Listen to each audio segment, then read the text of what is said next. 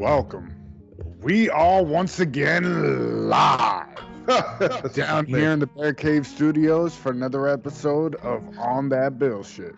OTBS. With me, your host, Freddie Aloso, with my co-host, Biggie Mafia. What's going on, bro?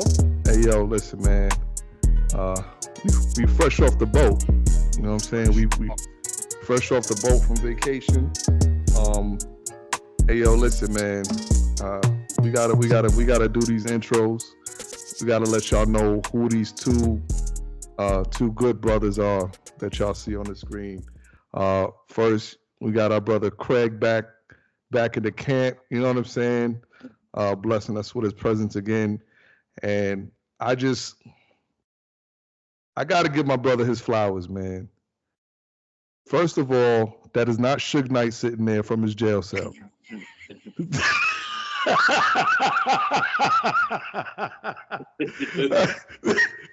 That is not Suge Knight calling in from a West Coast penitentiary. That brother that you see in there is Ice Cube. Yo, man, this is my brother Damon W, man. I've known this dude for a better part of my life, man. We've jailed together, we've worked together. I love this dude, man. This dude is my brother. Knows my wife, my kids. I know his wife and kids, and you know, you need those kind of people to help you get through your everyday, your ups and downs. And this is definitely one of those brothers for me, man. Like when I got my days where it's like I can't do it no more. This is my brother, man, and he know I'm there for him whenever he needs me. And you know, all right, enough of the silly shit. Yeah, enough of the sentimental shit, man. What's going on, Joe? Yo, well, what's up, man? Talk to the world, man. Tell them who you are, bro. Where you from? Where you from, bro? Come on, I'm from the H-Dub. So, What's the that? world, baby. Harlem world. Oh my God, bro. So are you pre or post crack Harlem? I was conceived on a pile of crack. So yeah, I'm crack. wait, what on is crack? And I landed in the crack, so I'm good. I'm here. Yo. Did you just say you landed in the crack? I said I could have landed on the crack, but I landed in between the cracks. So that's how I got it. That shit sound crazy. That shit sound crazy, bro. Yo, it's gonna be a long night, man. I love my I love him. That's crazy, man. That's crazy. What year was you born? Well, let the world know. 82. 80. Another 80s baby. Yes, it did. You know what I'm saying? Ain't nothing like an 80s baby, bro. We running the world right now. That's a fact. Yeah, man. Yo, Craig, what's up with you, brother? Ain't nothing much, man. Chilling. Another day in the life. Hey, yo, like my man Batch used to tell me, you know the sun don't move. You know what I'm saying? Yo, Fred, what's up, bro?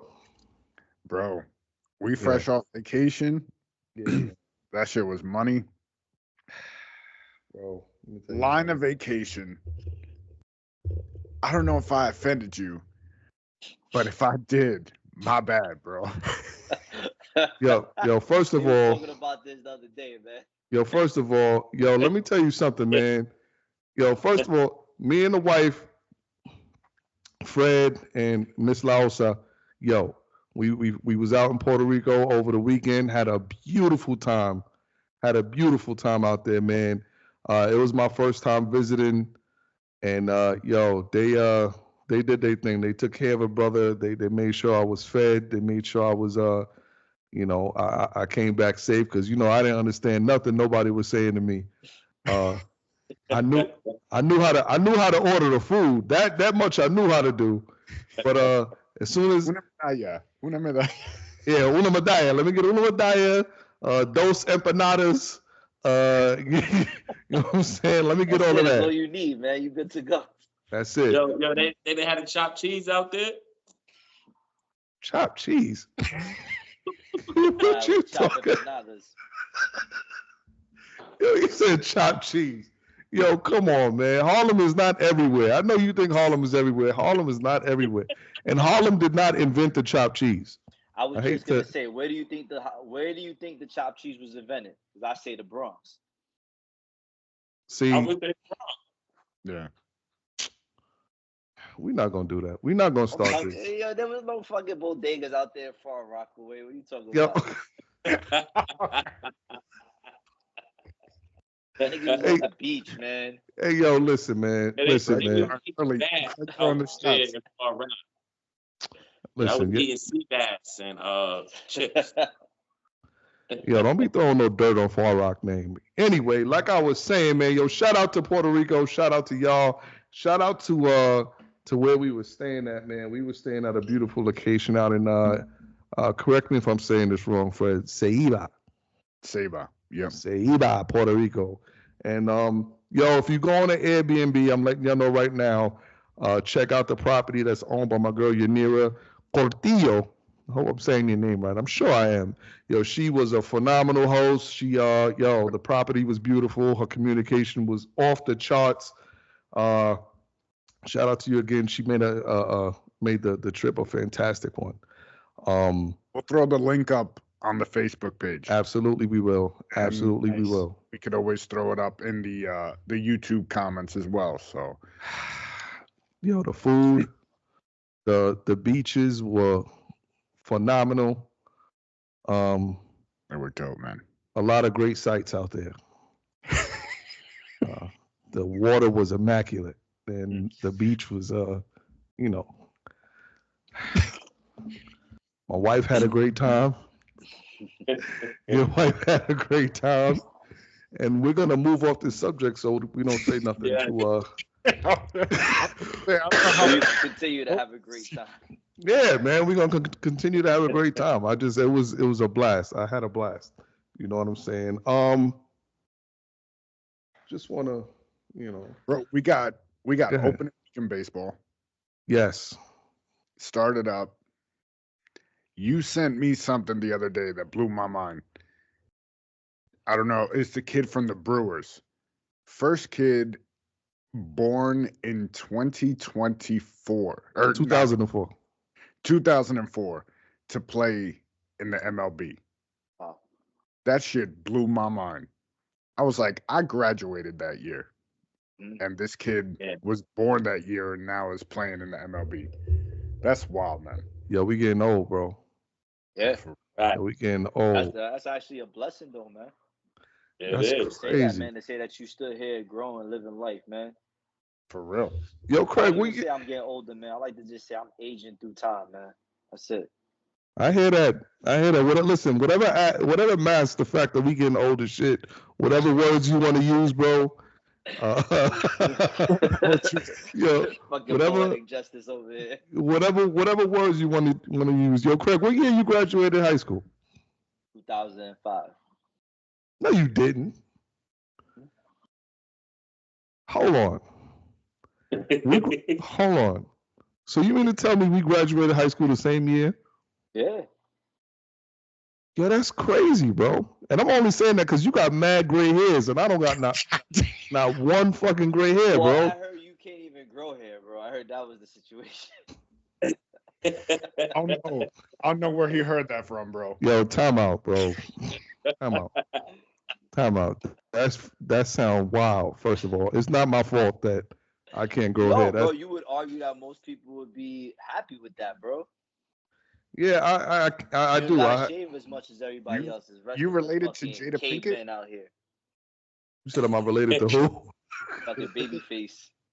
You got alopecia? Man, I had a family member who suffered from alopecia. That shit was bad, bro. Yeah, man. Word? Was that bad? Horrible, man. Yeah, that shit is people that are going for those shots and dealing with that, man. That shit is tough. Damn, son. That's crazy. I once knew a dude that had alopecia too. He used to say kids used to make fun of him in school. They used to call his head they used to call him Google Earth. Remember the Google Earth image? Wow, shit. Man, look shit like the Yo, it should be the internet versus kids. Not the internet never failed, man. Yo, kids are dark, bro. Yeah, they ain't working. You up, man. Yo, well, what year you graduated high school, man? 2000. You the oldest out of everybody here. I didn't think that until Yeah. Oh, cause y'all see the gray hair, y'all thinking I'm older like that. Yo, Craig, I thought you was my age. My years, my brother. I'm wise beyond my years, man. I thought you was my age, Craig. Nah, I'm 36. Okay, Yo, that's crazy. Yo, I thought Craig was like in his mid-40s. That's word to everything I love. I just aged well, man. Nah, you got waiting for my grades to start coming in. Not me. I want to like Reed Richards. I'm gonna get like the little gray streaks right here. You say what, like who? Reed Richards, man. Fantastic Four. Of all the comic book areas, you want to be Mr. Stretch. Well, I'm short, so yeah, I want to be Mr. Stretch. Yes. Hey, man, he's got a point. Hey, you ain't gotta say you short. I think you and Craig about the same height. Don't worry, man. Shout out to Mr. Fantastic, man. Sorry, man. What's in your cup, bro? I got some rum and Snapple Apple. What kind of rum? What's the brand you drinking? That is Parrot Bay, I think, or something like Parrot that. Bay. All right, you a cheap Jamaican. All right. Very cheap. Very cheap. I even put it in a glass so that's a fancy version of the So Bay, fancy. There you go. Hey. Man, you gotta live, bro. That. Yo, you wild, man. Yo, Craig, what you got to drink? That's how you gotta tell people. What you got to drink, bro? Craig, what you got to drink? So this is a passion fruit margarita. Oh, that's what I like that. That shit was money. We had that yesterday. Man. Yo, wifey hooked it up, bro. Yeah, she threw it together. Some tacos yesterday with the fishes. And this, man. Oh, y'all feeling real flirtatious tonight. All right, bet. All right, bet. What do you got, bro? Well, listen, I had to get back to my grassroots. I got my Angry Orchard and my Fireball, man, because over in Puerto Rico, man, I was I'm not a beer drinker, bro, but those medallas are for real, bro. Like I'm being dead ass serious. Those shits were on point. And they came in the clutch when you needed it. Actually, the first time I tried a medalla was in Puerto Rico. Prior to that, I never heard of it. Yeah. I had no idea about it. All right. So look, man, I know we've gotten off the sports topic quite a bit in this show. The past few episodes have been on some, very some life stuff. Live some life stuff, you know what I'm saying? And don't get me wrong, we still gonna talk about that because we talk about everything here because this is sports is for a moment in time, but life is happening 24/7. But that's some big things happening in football right now, man, that we haven't really spoke upon. And first of all, I don't know which one of y'all to ask first. I don't know if I should start with the Giants or if I should start with the Steelers. Let's start with the Steelers. Well, I'm gonna start with you, bro. Please explain to me what sense that made for y'all to get Russell Wilson and then go get Justin Fields. Please explain that from the Steelers camp to the world. What sense that made? So, New York Jets. That's it. Like they got Aaron Rodgers. And you get Tyrod Taylor. And okay. Okay. I see where you're going with that. Yeah. You know what I mean? So it's always good to have a backup plan. And it makes sense. You got Russ on the cheap because the Broncos paying his money. The Broncos is paying for us to win the Super Bowl right now. Thank you, Denver. We appreciate y'all. That's a little bit of a stretch. Listen. Every year, Eli, Steelers is winning the Super Bowl, big. We're about to make number 7. You want to say that one more time for the world, for the world to hear that, please? Listen, Steelers is winning the Super Bowl this year. The lottery numbers for the next Powerball is 92, 43, 7. You got a better chance with the lottery numbers, I think. Yo, listen, Powerball, chill. Now, I don't want Powerball to get mad. He get mad, he get crazy. Yeah, he start talking with that high pitched voice. It'd be over. What you doing? Listen, Start shampooing his hair and fucking on. Yo, he ain't the only dude with a squeaky voice, man. Mike Tyson got one too. So yeah, but Mike Tyson is way different, bro. Voice. He's a little different. He a little different. But yo, let me ask you though, honestly though, I do see the Steelers. What y'all finished like 8-8 the past couple years, brother. Don't get it twisted, man. What happened? We didn't finish 8-8. I think we was like 9-7. I mean, there's not much of a difference, bro. To be honest, we have winning seasons. We have winning seasons always. I'm not arguing that, bro. I'm not arguing. So there was 10-7 last year. 10-7, yeah. 10-7. There was 10-7. They went to the playoffs, and what happened? No, never mind. Oh. Man, she got personal real quick. Yeah. See, yo, Craig. See, I try not to talk, right? But when they start talking, right, I open up the trophy case for them. Oh, you know, I got you. Oh, that's what we do. Those are the I just can't finish, right? They get to the finish line, they just can't make it through. They right there, right there. Y'all gonna keep bringing up old shit. Y'all gonna keep bringing up old shit. We gonna keep bringing up old shit too.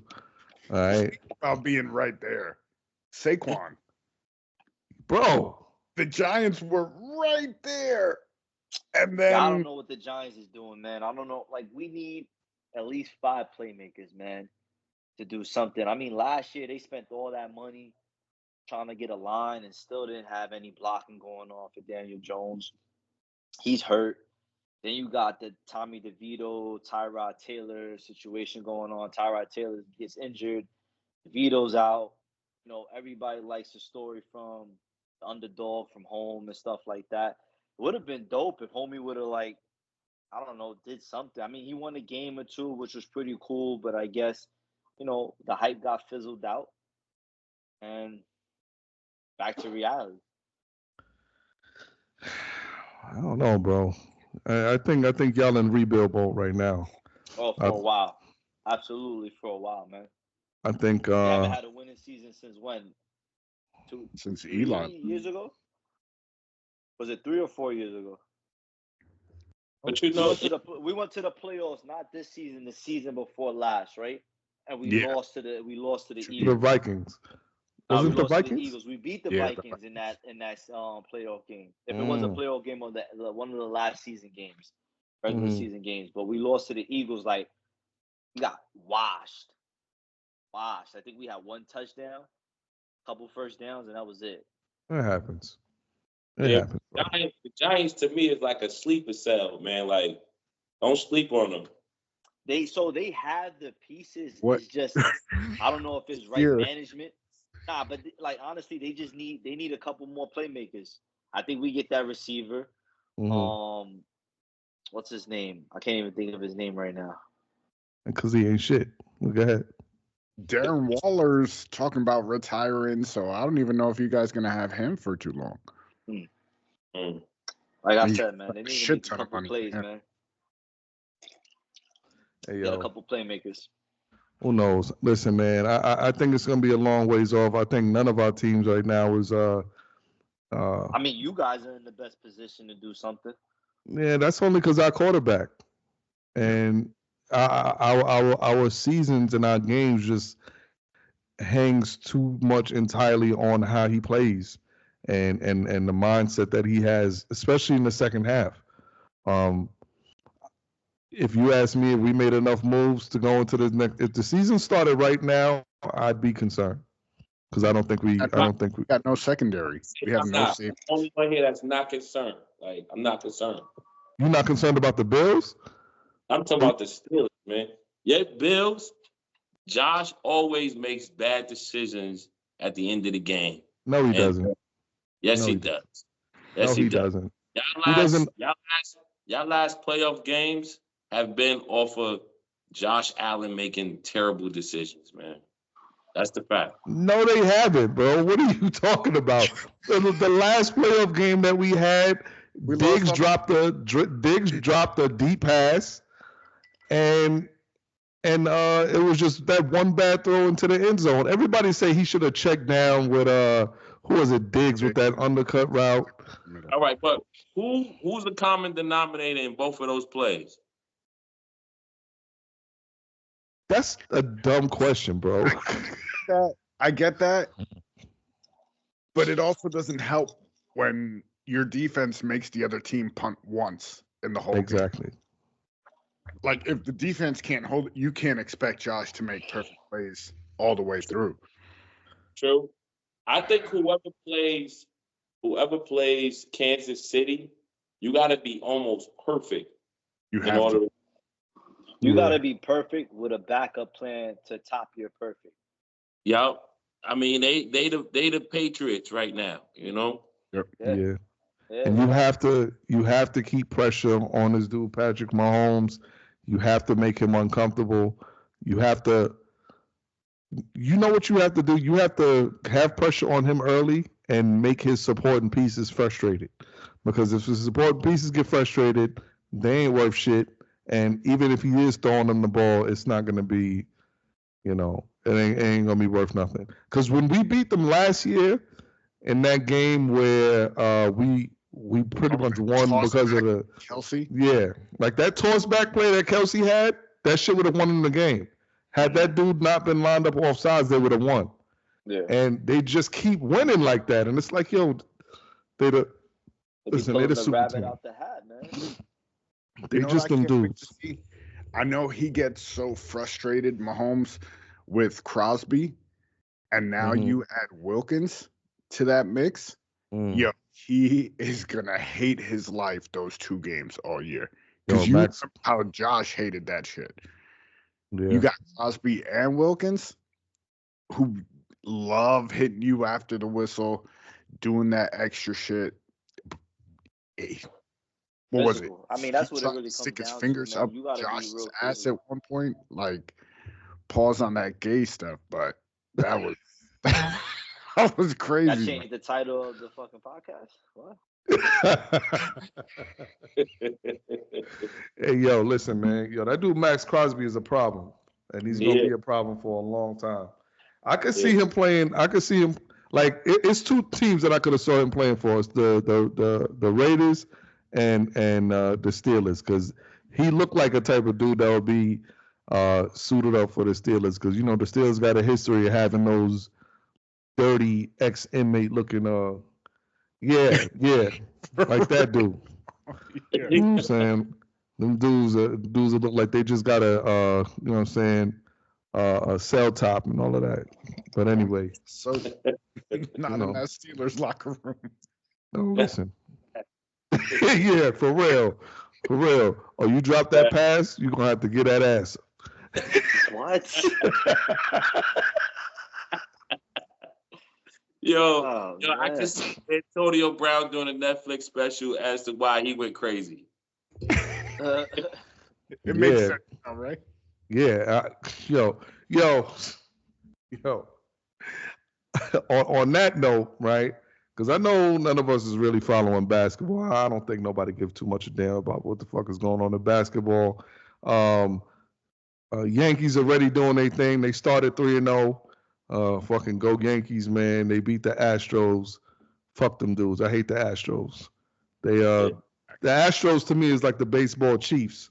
They always on some sucker shit. Anyway, if you ain't talking about the Yankees and you ain't talking about us, we don't like no Mets. Fuck everything that's coming out of Boston. Yankees, baby. Yankees. It's all about the Yankees, bro. Yankees, baby. You know what I'm saying? But it is what it is. If you're not a Yankee fan, You know what you could go do. Yeah, there you go. That's all it's about. This is a New York town. This is a Yankee town. It is what it is. So, now, Well just said something as far as Antonio Brown coming out with a Netflix special. Oh, boy. Me and the wife just finished watching this documentary. I'm sure a lot of people have seen it. If you have not gone to see it, please take some time to go check it out because it's very eye-opening to what is going on with your kids and what's going on with once you allow your kids to be open up to what's going on in the world and all this other things. So the title of the documentary is Quiet on the Set. It is pretty much a detailed description on some stories and some cases or some incidents that was going on with the kids from Nickelodeon in like a few of the shows from like the late 90s into like the early 2000s. Shows that we grew up watching, shows like All That, Kenan and Kel, Drake and Josh, Are You Afraid of the Dark, Amanda Bynes and all of this other stuff. All of these kids, man, that just that we grew up watching. You know what I'm saying? Kids that like Nickelodeon would come on and you'd be like, yo, damn, I wish I was on that show. You know what I'm saying? Like kids that you wanted to be like them at some point when you were a kid. But come to find out, man, yo, some of these kids was being exposed to some wild shit, man. And I can't even say finding out the things that they were going through was the shock to me. I'm gonna be honest, I feel like the thing that shocked me most was the fact that a lot of the parents were like seemingly sitting there, not letting it happen, but okay with it. Yeah. Mm-hmm. Like you allowing your children to be put in situations where they're alone with these grown people in rooms by themselves, people that essentially like you don't know. Basically failing as a parent. Yeah. Yo, it was one scene where a mother, and somebody I'm sure will correct me if I'm wrong, but I just watched the damn thing. I'm pretty sure I'm right. Her 10 or 11-year-old daughter had just told her that, yo, mom, this dude just sent me naked pictures. And it was a dude who was like a set associate or something like that and had been talking to her daughter through email for months and she was okay with it for whatever reason. So the daughter tells her mother, yeah, he sent me these naked pictures. And the mother said, oh, I was going to tell the cops, but I didn't want them to think that I was a bad parent. Wow. I would hate to see what you would want them to know if you were a good parent. Right? Like you know what I'm saying? And the one situation especially, which was the most obviously the most deplorable one, was what was happening to the young man Drake. I'm not sure his last name on the show, where he was sexually abused by one of the guys on the set, to the point where it was just deplorable. Like some of the details that came out were deplorable. I'm not going to go into detail, but I will say again, I wasn't too surprised about finding out the stuff that happened. I'm going to tell you what made me upset though, and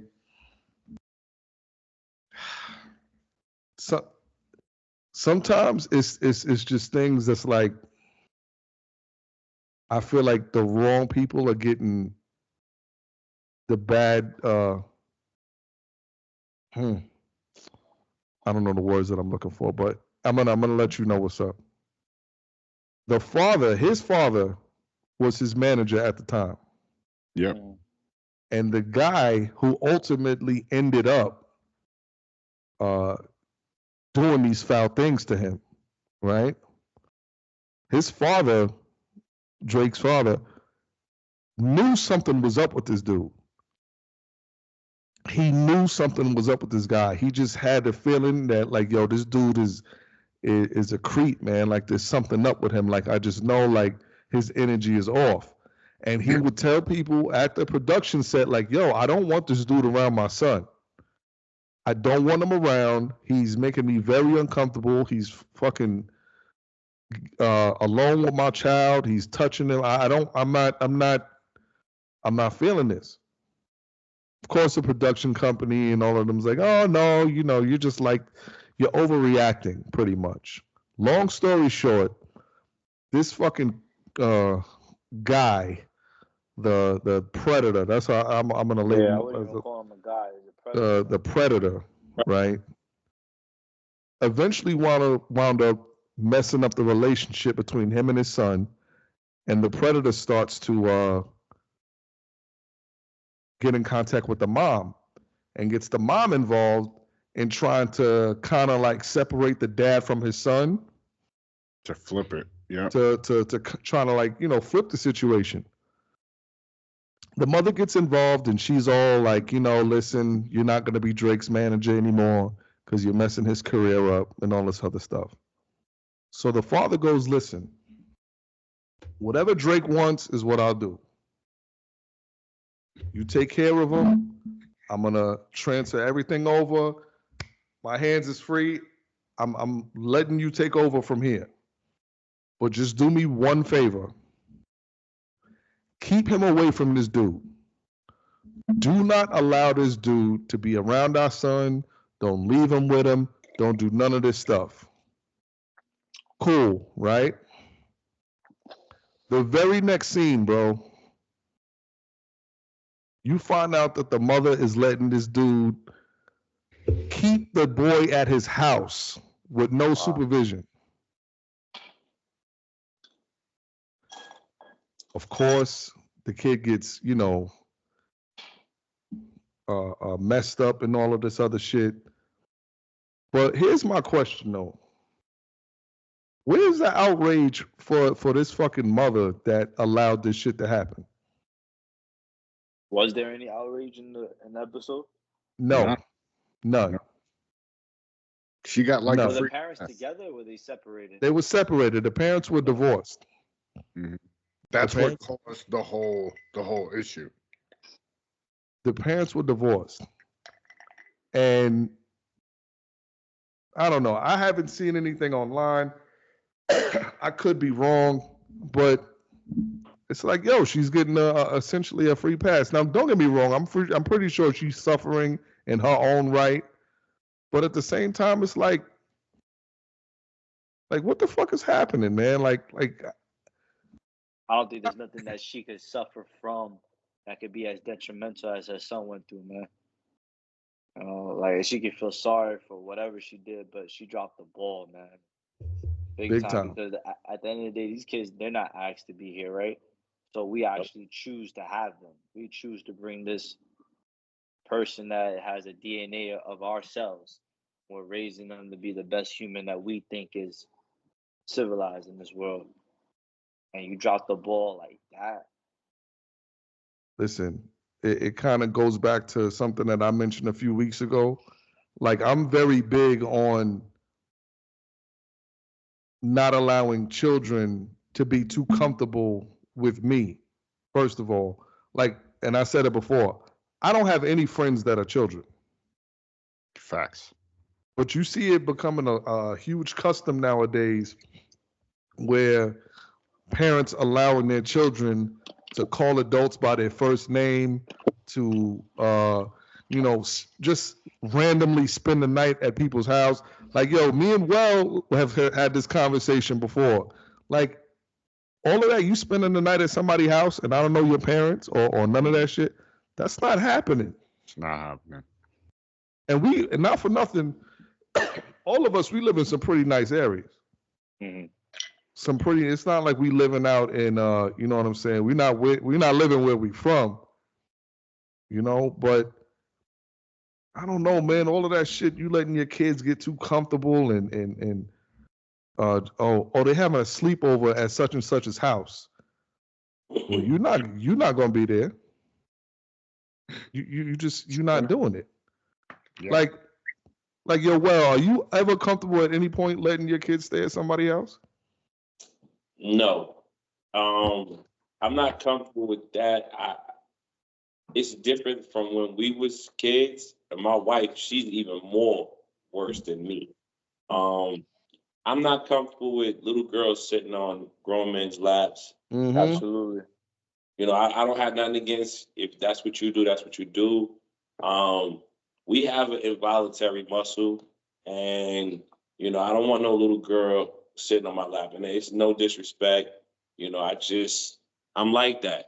I don't want to be in a room by myself with your daughter or anything like that. I feel like, nah, like I would move to the next room. You know what I mean? Like, yo, listen, I'm not even given the opportunity. Absolutely. It's like the skit that Dave Chappelle one of them did with the little white girl in the elevator, and he's like, yo, trying to get out or whatever. I'm like that. Like, I'm not comfortable, you know what I mean? And it's not that I'm a predator. It's just there is no window for misunderstanding at all. So, yeah, nah. And I have a daughter. So, yeah, no. Listen, and, you know, like Fred and Craig, like I know y'all both have boys. But having a girl, man, is just it's like I'm gonna give you an example. Like today we went to the movies. Mason and Avery, we went to the movies, right? So the movie is done, and we all got to go to the bathroom. So now what happens? Like Avery's at a point where, you know, she's old enough to go to the bathroom by herself, obviously, but old enough to go in there by herself, because now it's in a situation where you got men going in the women's bathroom. I don't know if it's a dude in there. Yeah. You know what I'm saying? So what happens now? Do I take her in the bathroom with me? Do I go in the women's bathroom? You know what I'm saying? I've seen it where, like, I'll go into the bathroom and I'll see a guy coming out with his daughter. Yeah. And then, like, to be honest with you, like, hey, listen, man, I'm not one of those dudes that's gonna be like, yo, why you bring your daughter into the bathroom? I'm honestly gonna be the guy who's gonna turn around, walk out the bathroom, because you know what, man? Hey, whatever situation you got going on, you're left to be a dad of a daughter right now, and you can't physically go into a female's bathroom because that's just like gonna be frowned upon, period. So you gotta do what you gotta do, and that's it. I think you gotta have more respectable people out there. We don't have that. We don't have men. We don't have real men who are like all good up here and all good in here. Yeah. And see these things like other men trying to protect their family members and respecting that. I mean, I seen fathers come out of the bathroom with their daughters like with a little blindfold, you know what I mean? Like so that the little girl don't accidentally see anything, you know what I mean? Yeah. That's wild. I never thought I respect that though. I mean, I respect it. Well, I respect the places that have the bathrooms like that are for the family bathrooms. Yeah. And they need more of that. Yes, but, I agree. I agree. And even with my daughter, if she was in the bathroom, like a family bathroom, I would be like basically on some like, yo, Suge Knight shit, like you said earlier. I'm at the door, like nobody getting in until she finished. Absolutely. I mean, I'm sorry, you know, and that's just what it is. Even now, like I'll take my youngest to the bathroom, and I'm like, I'll stand outside the stall. If I don't have to go to the bathroom, I'm standing there. Like dudes could walk in, I don't give two shits. I'm standing outside the stall, holding the door. Like it is what it is. Yeah. I don't care. When my little guy, we would go to the handicap stall. Yeah. So that way he could stand up and face that way, and I use the bathroom, and then we reverse. Yeah, he use the bathroom, I stand up. You know what I mean? And it's not like I seen my kids' private parts changing their pampers, but even that you want to teach them, even daddy ain't supposed to see that. So you know, Like, get them that way early so they understand that it's not a game. Nobody. If my daddy not seeing that, you not seeing that, and that's it. Yeah, and I feel like I don't ever think, like, not for nothing. Even all the way up to a teenager, I don't ever feel like it's a point where you shouldn't reassert that, yo, listen, this is what is acceptable and this is not acceptable. You know what I'm saying? About letting nobody touch you, letting nobody disrespect you, letting nobody, put you in no uncomfortable situations. You know what I'm saying? I think even more so at that age, more so because that's when the age where shit really starts to happen. Because they're in that, I'm testing the waters, I'm finding out who I am. Like, you want to make sure they know, like, hey, again, reassurance, like you said, like, this is not supposed to be going down. This is not allowed. This is not okay. Like, if somebody touches you or somebody makes you feel uncomfortable, like, that's not something you keep quiet. You speak up about it. Like I said, I got a 12-year-old now, and he'll be like, I'm going to the bathroom. And then, a part of me is like, I got to let him go. But then the dad kicks in, and in 5 minutes, I'm walking right after him. I'll be like, yo, babe, I'll be right back. And I just check up on him and shit like that. Or like Fred was saying, like, or you saying being in the bathroom and just talking to your kids. Like, I will be that dad who's in the bathroom talking to my kid from the stall. Like, yo, you good? Make sure you wipe your ass. Make sure you put the toilet paper on the toilet. Don't sit on that shit regular. And I don't care who came in, because that's my blood, man. I gotta make sure he good because he put his life in my hands. Facts. I mean, even with like my son, he's a teenager, and like his friend had a party, and the dad had bought like a room for Kalahari, and I went.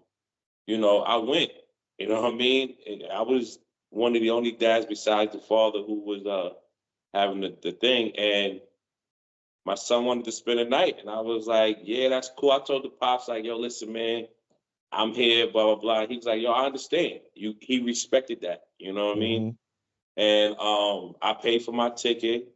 They all went in the water park. I stayed close by, give him his space because he is a young man. But when it was time to sleep over, it was like, all right, yeah, we're going home. I mean, like, and he was pissed. But, years later, as we all do, we call our parents and say, thank you for that. Thank you for this. Thank you for understanding. Like, you know what I mean? Like, because kids don't understand. And like you said earlier, Craig, their brain don't develop fully until they're 25. You know what I mean? Especially boys. Even boys was getting touched. Look at the shit that happened in Penn State. You know what I mean? And these was men. Yeah. So yeah, nah. So now that you mentioned that, right? Like, Fred, your son is your oldest is in his first full year of college, is staying away. Well, I know your son, and shout out to him. We posted on the page that he's committed to Eastern. You know what I'm saying? Like, thank God. Nice, congratulations. You know what I'm saying? Big ups to my nephew, man. For real. So, how do you I'll be right back. Do your thing, brother? Yo, it all goes on this show, man. You got to get up and take a piss, man. Go ahead, go do that, man. This is real life shit. Oh, my man went to go bust out the chip. Yo, hold on. No, you gotta show the label, man. We might need them as an advertiser. Shout out to Lay's potato chips. Shout out Lay's. No free shout out. No free shout out. You know what I'm saying? Shout out to the Lay's. But how do you feel about your boy now getting ready to go away to college and be outside the house, bro? Like, honestly, bro, like, how are you feeling at this moment, bro? Be honest. I mean, I want to say something, and then I want Fred, because you in it right now. My son grew up in the suburbs, not really understanding the harsh reality of things that go on outside of the suburbs. You know what I mean? Nigga, Craig making me want a chip so bad. And that's just my favorite. You like chocolate chips, like chocolate covered potato chips. Wait, time out. What? I ain't never tried that. That shit nasty. Nasty. Yo, Craig, man. Yo, mute your microphone, bro, because you making me hungry as fuck. And second of all, yo, if you've never tried a chocolate chip from damn man, the name is skipping me. It's a chocolate factory out here in right across the joint that makes chocolate covered potato chips, and they're delicious. I mean, no disrespect to you, Bree, but I was like, yo, that shit is nasty, bro. Like, stop. Man. And you never tried them. Potato chips? I don't know if I can fuck with that. You let me try them. I was like, first of all, you don't eat pork you was either. picking them up. Well, we was like chocolate covered potatoes. I was like, I don't know about that. Listen, man, you can't. First of all, you can't trust nothing that he say because he got one of them funny money diets because he don't eat pork or bread. So you can't trust nothing he say as for. But you don't eat bread? He can't eat bread. Let him know why. Let him know why you don't eat bread. Don't worry, we gonna spin back on the topic, but let them know right quick. Gang, why you don't eat bread, bro? Can't eat fish because he's allergic. I'm allergic to seafood. What you want me to tell you? I'm not allergic to seafood, but it's a scavenger. Most of the seafood is scavengers. I just can't eat scavenger because I'm an Israelite. So it's against my faith. You know what I mean? Pork, I haven't eaten pork since, and I mean willingly ate pork since 1987 when my dad came home from prison. So he was on that God body thing where he was on some no pork, no beef. He was smelling our shit. Like me, yeah. And then so I stopped eating pork in 1987. Shellfish, I stopped eating shellfish when I started following the Israelite faith and understanding why I shouldn't eat it, the dietary laws, which is in the Bible that we're not supposed to eat it. But, I don't knock anybody for eating it. It's just, it's not for me, Nah, and he's serious with it too, because if we be at work and he see me eating something and it could be a peanut butter and jelly sandwich. And I see it in his eyes. He be wanting some of that peanut butter and jelly sandwich. But and he can't jack with it. And I respect it because he's real about it. No bread, no yeast. He's real about it. He ain't fake with it. My brother is definitely real about it.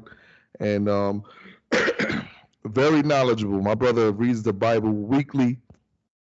I know he has his Bible time with his family. He's on it. You know what I'm saying? This is a good brother. He schools me when I need to be schooled. You know what I'm saying? But go ahead, back to your question. What was you going to say, Well?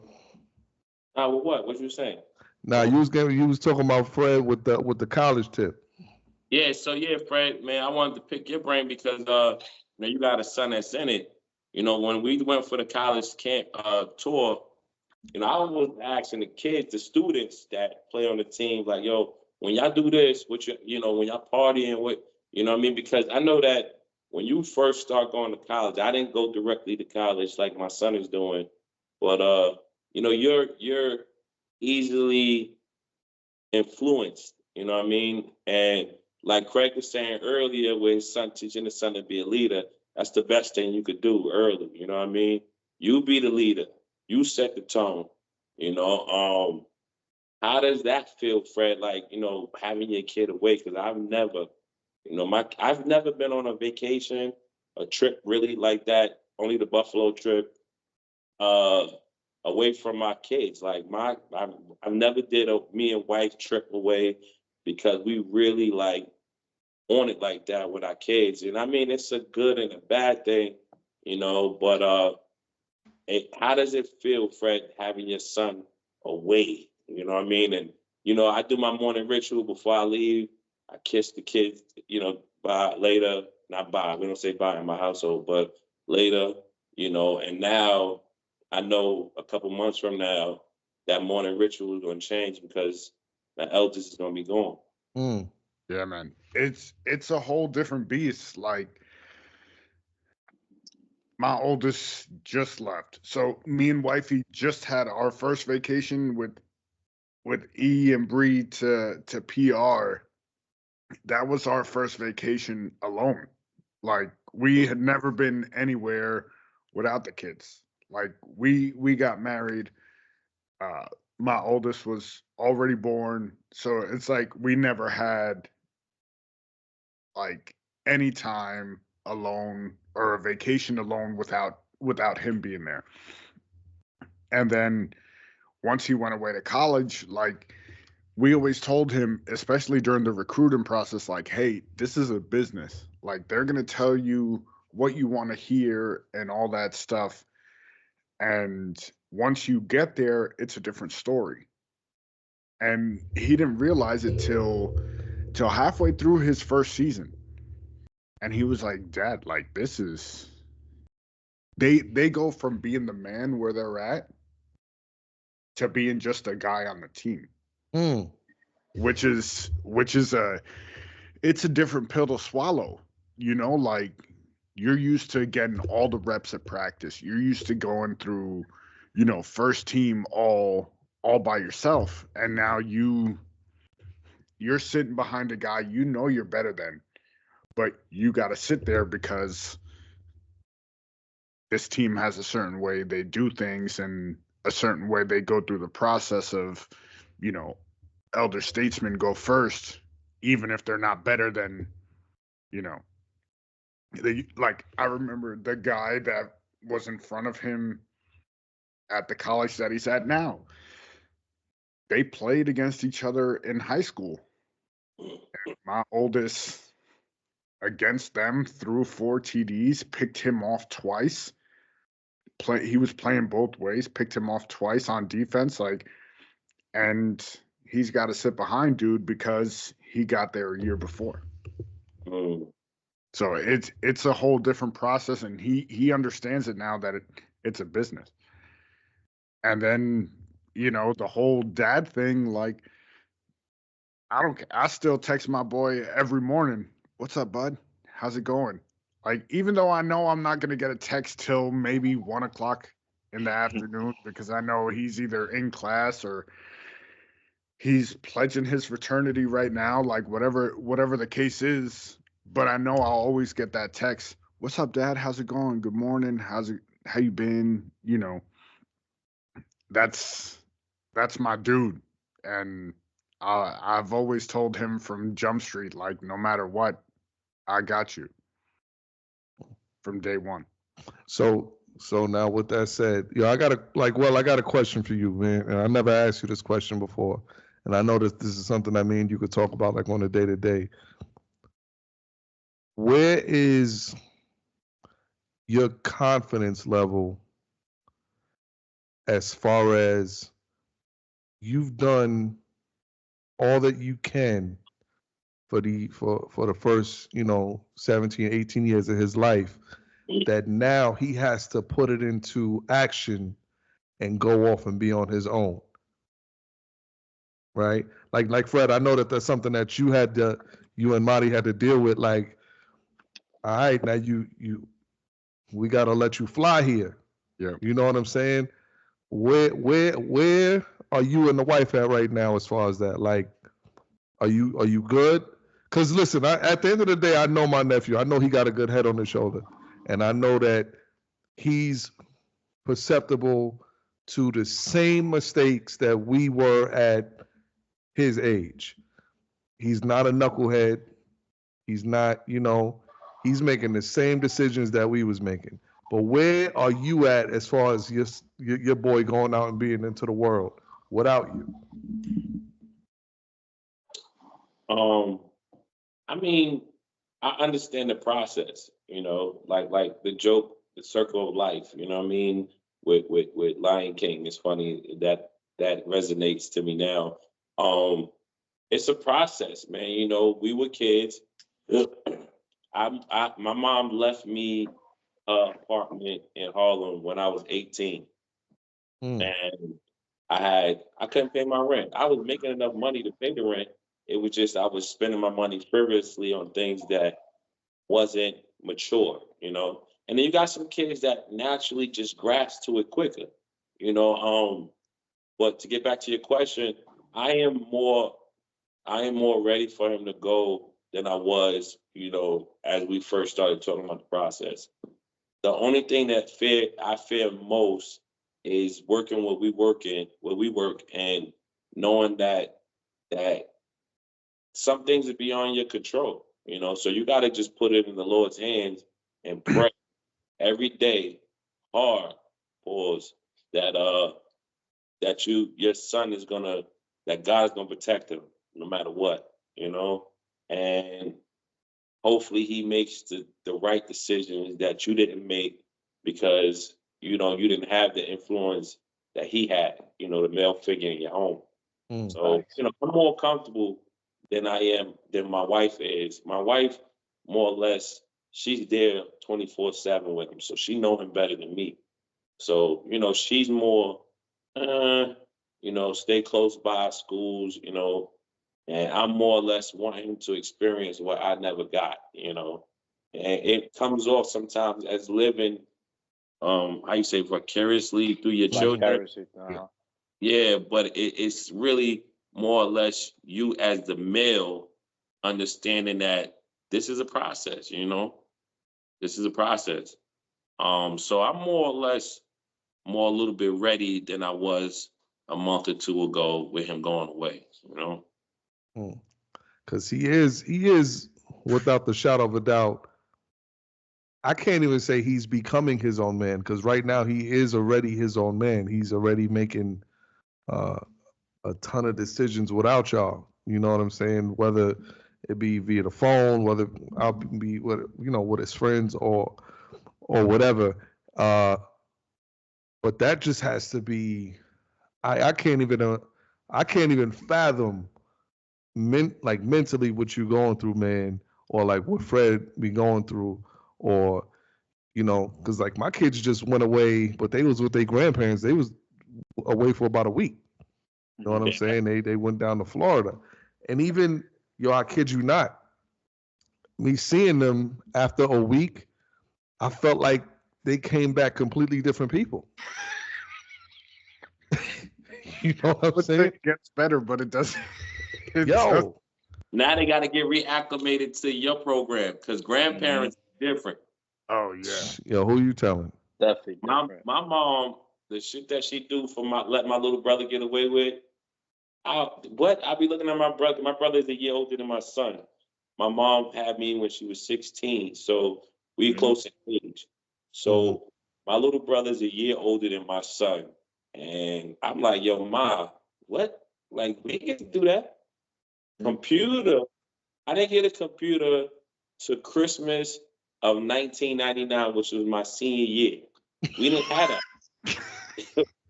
All of a sudden, we got McDonald's money? What the fuck's going on there?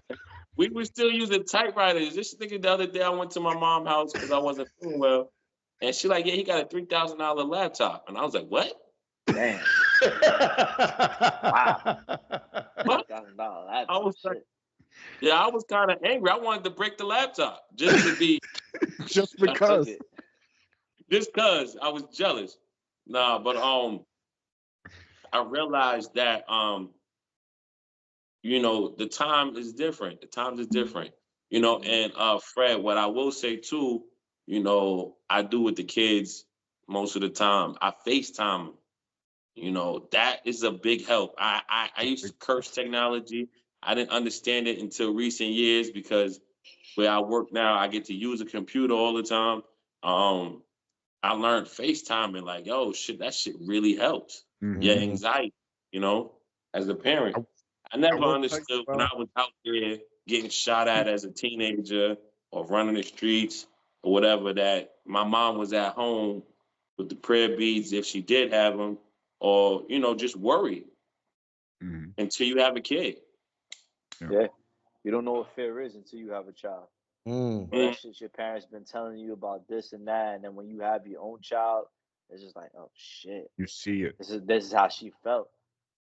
And like honestly, I don't know about you, but my kids are not at that age of being able to go out and about on their own.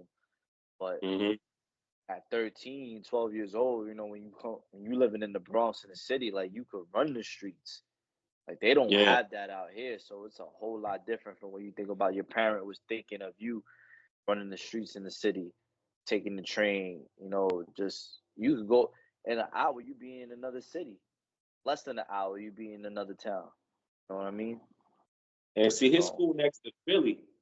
Like, I'm like, yo, I ain't never been in Philly like that. But I know Philly is like New York. You know what I mean? Nah, Philly worse than New York right now. Philly man. is crazy. Philly is It goes hot. wild. So Philly is hot I right take now. my son. Like, I'm gonna tell y'all a quick story. I took my son to Jamaica Ave while my wife was getting her hair done and my daughter's getting her hair done. And we go in the store, and the dude geeked up on fentanyl. So I'm telling my son, because he's a little taller than me. I'm like, yo, listen, yo, Isaiah, watch this guy right here, man. Because I'm always Yeah, in the room. head on a He's like, swivel. Dad, for what? Ain't nothing's gonna happen. And I'm like,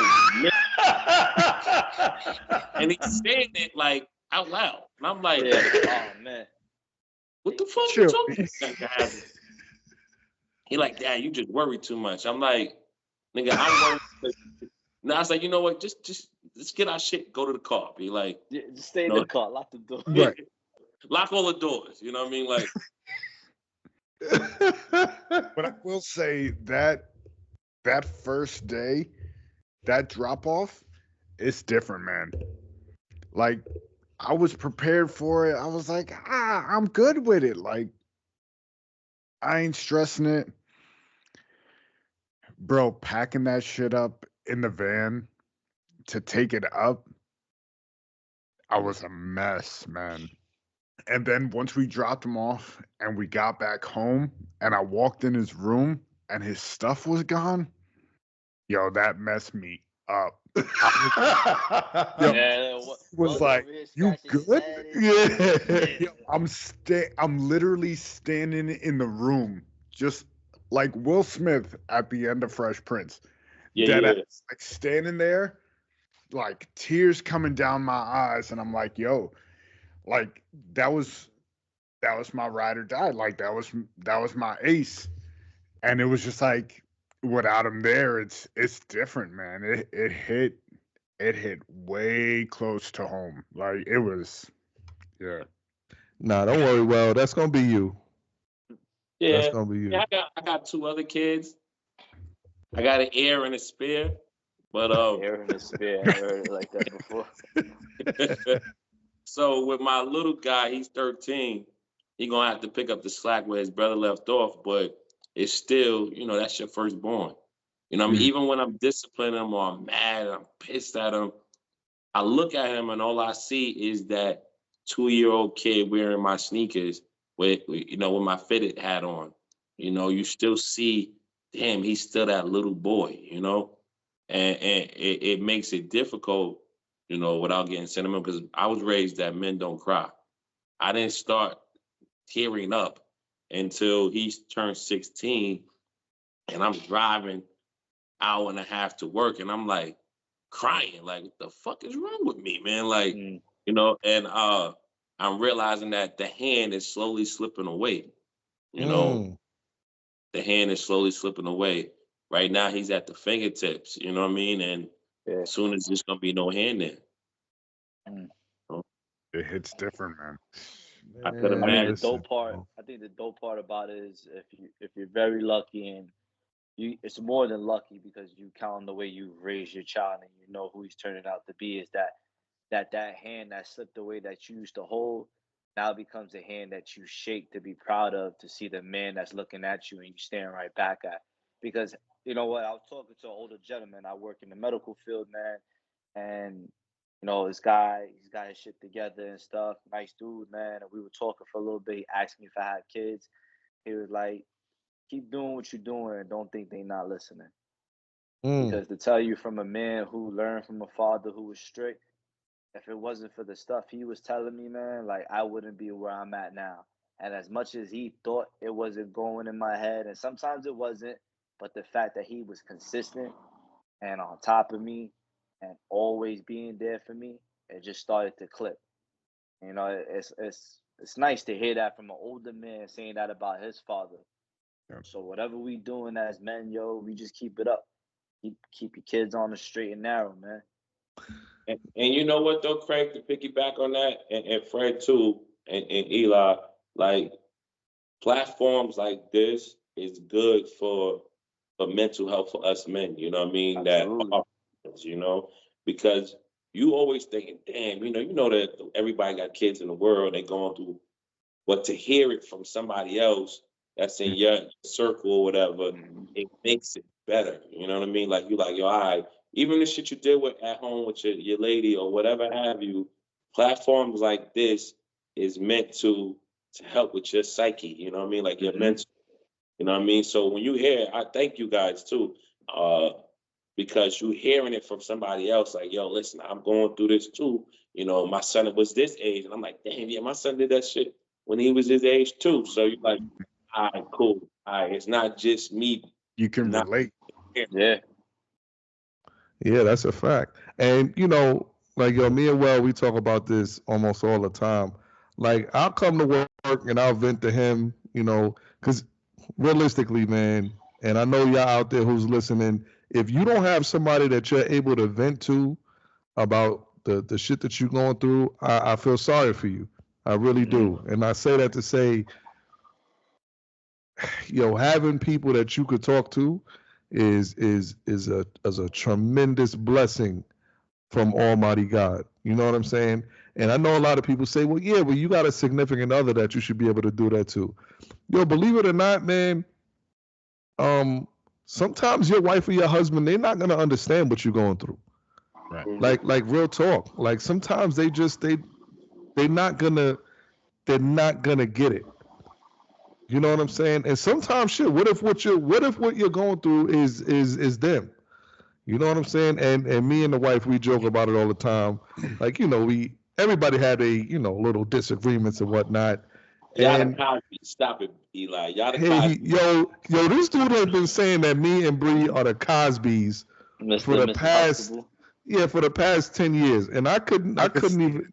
I can see yo, it. Fred, don't start, bro. Don't do that. I see it. Don't do that. Don't do that. Because now you're just gonna feed into his nonsense. Rudy. I can see it though. I see it. Yo, and it's crazy. Mason Theo. Oh God! Yo, don't even do that. Yo, don't do that, man. Yo, hey, huh? So you got Vanessa and Theo at home. Man, listen, man. And you know what's funny? Like even now that I tell Well, like, yeah, you know, me and Bree, we was beefing about this, and he be like, yo, y'all argue? Like, yeah, we argue, motherfucker. Like, what you think is going on? This ain't no cakewalk in this house. You crazy? We both Leos. We both got to be right all the time. This is Mr. Naps from Vacation. My dude was knocked out. Yeah, I was sleep a lot. Stayed up, like, legit, worked a full day, maybe got 2 hours sleep on the plane, got there, stayed up the whole next day till like, what, 11? That's a fact. It was up for like almost 30 hours. Yeah, 30 hours straight. Like 40. 30 hours, yo, like crazy. Yo, Fred, I'm going to need you to drive back to the spot. Need my sleep, man. I thought my bro had Tourette's because I had a pothole and he was like, stupid. I was like, like driving the car. I'm like, what the fuck? I'm like, did I do something wrong? Yeah, my dad, man. He was like, bitch. Damn. He own this shit. He making shit up. That didn't happen. That didn't happen, man. Listen. Ask everybody in that car. I believe you because we went to Buffalo to see the game, and me and this dude was asleep while everybody was out having fun. I was out, like. First of all, time out. First of all, you need to detail this story. What was because the way you're saying is like we were asleep together. We were in an Airbnb, yeah, bro. Come on, man. You got people out here. We was at an Airbnb. And I had the little kids' room in the Airbnb. Yeah, he did. His feet was hanging off his mattress. I rented a car to drive up to Buffalo while everybody else flew. So they were using my rental to get around while I was in the house sleeping. You know, I'm that friend. I'm that friend that be like, yo, listen, You call me, I come pick you up. Because I'm not really a hard drinker. I'm not really a party person. I'm that dude like, yeah, we're going to party tonight. And then the time coming up like this. Yeah. I know a guy like that. Yeah. Yeah, listen, I need my sleep, man. And this is another reason why me and him mesh so well. Like, we got a little cigar spot we go to. Casa de Monte Cristo out in Jersey. Yo, listen, man. We go out there, yo, it's like we not partying, man. Like we got boys that go out, like they'll go to a lounge and all of this other stuff. And it's like, I don't want to do that no more. That part of my life is over. You know what I'm saying? Still go to clubs and shit. What happened? The dudes that still go to clubs and shit at our age, like I wholeheartedly will spend my time on my deck in my little gazebo with my peeps. Yes. All day long. I'm with you, Fred. Whenever you ready, B. I'm there this summer. Anytime. Yeah, bro. We got it set up here. Yeah, bro. It's a whole vibe, man. Like, but also you gotta realize, man, like you look at the four of us, right? We all married, we all got kids, you know, we all with some righteous women. You know what I'm saying? Like, we don't need. Yeah, shout out to them, man. It's like we don't need to. I'm not picking up my glass right now, man. She sleeps. She know I love her. You know what I'm saying? She know I love her. Now let me stop. She got the point. You about to get stabbed in the middle of You believe him? He didn't pick up his glass for me. Nah, I'm gonna pick up my glass for my woman. I love her. You know what I'm saying? But nah, it's just a testament. It's a testament to good vibe and good love. But also, I'll tell y'all something, and I said this before, and I said this to you the other day too, when we was at work. You are the prize, man. Like we are the prize. And you know what I'm saying? Like we got some great women. You know what I'm saying? They are the heartbeat. You know what I'm saying? But we some good catchers, man.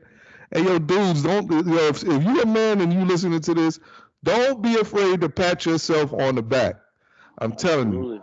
Don't be afraid to pat yourself. Go ahead. But that comes at a caveat, man. You gotta make sure you out here doing what needs to be done. Yes, sir. You can't be giving yourself a pat on the back and you at home playing video games, ain't doing no type of work on yourself. Come on, man. Like let's see one thing straight, man. If you out here doing what needs to be done, give yourself a pat on the back, man. That's a fact. You know what? It ain't hard to be a high value man out in this world, especially now with all the lazy motherfuckers out here and shit that ain't doing much with their lives. Yo, no, this dude did not just go get the damn championship belt. I'm not saying we the prize, but you know, like the belt out there, you know, like we the ones, right? Like that. Listen, man. Yo, that's right, man. You pick up the damn belt because, listen, and Fred had that shit handy. Hey, listen, man.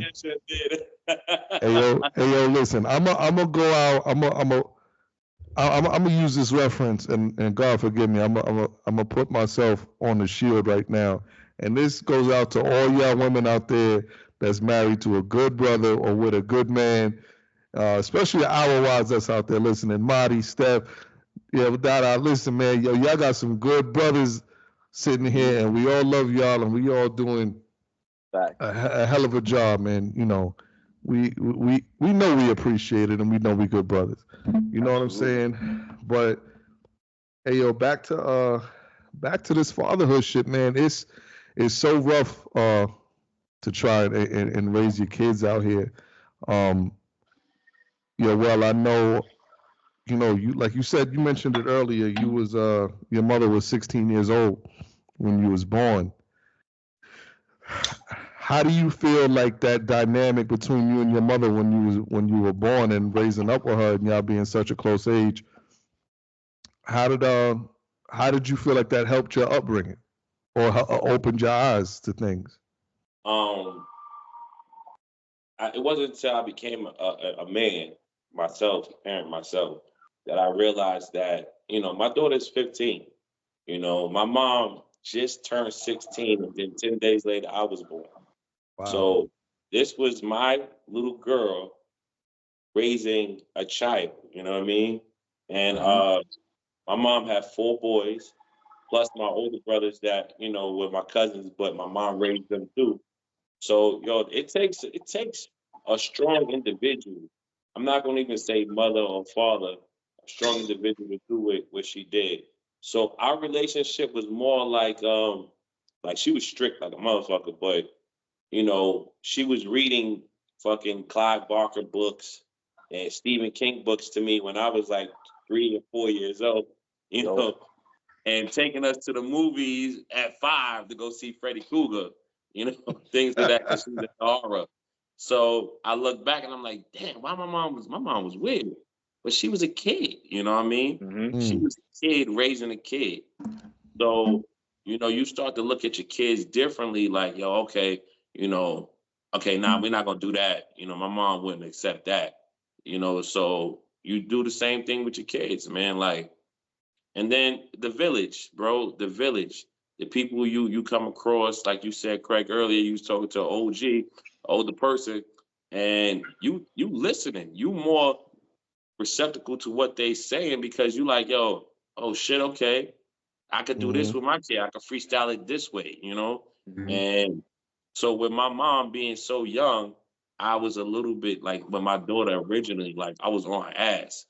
But then I realized, because I didn't grow up with no females, like, you can't be like that. You know what I mean? Because now you're going to kind of force her into doing shit secretly and stuff like that. Even though my wife and I have a phenomenal relationship, you be like, yo, okay, I got to be a little bit more easy going, as far as knowing that she's going to be dating or liking boys and stuff like that. So it was definitely eye-opening situation. Now that I talk to my moms and I realize the smart shit that I used to say to her and hurtful things I used to say to her, my son is doing to me now. It's a cycle. It's a cycle. Yeah, it is a cycle. It definitely is. Like, yo, let me ask you. So how old is your brother? How many years apart are you and your brother, I'm or your on younger brother? my younger brother. I'm old enough to be his dad. I'm like Okay.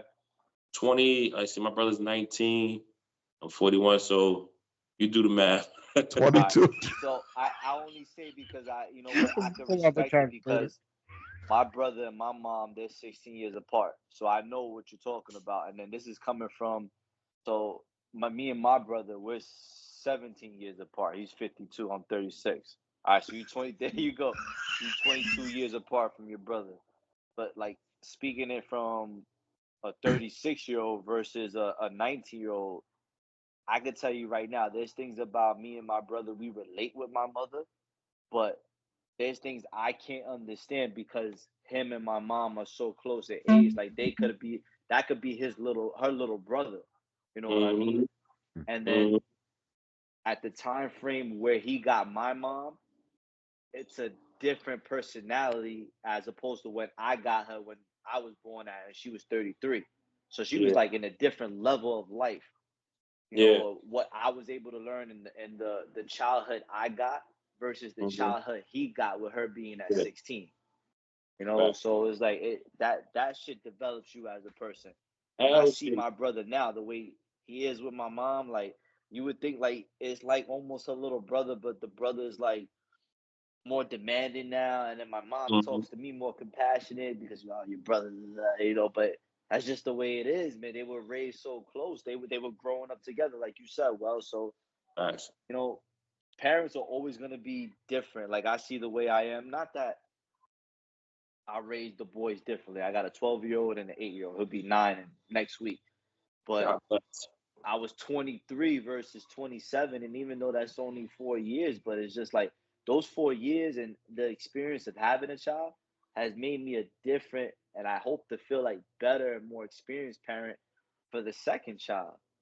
So it's like he's getting something. Like, I look at my older one, I kind of give him a little bit more leeway and leisure, and I kind of let the leash go a little more just because of who he is. Like at 8 years old, I feel like he had to grow up faster than my 8-year-old is now. That's true. Mm-hmm. That's true. I was laughing with my mom because she like, yeah, she's reminiscing while I was at her house recently, and she's like, you remember we used to build tents and sleep in the tents and watch movies from the tent, and I'm like, damn, yeah, I do remember that shit, but that was normal. She ain't doing that with my little brother. Like, because back then she had to they hold on to that shit. They didn't have the like, internet back then. my mom was big in our costumes. You know what I mean? We had the paper bag costumes, the aluminum foil swords from white. Shit. The aluminum foil swords with the cardboard inside. But you know what though? It made like your older brother, he had to grow up a little faster than you.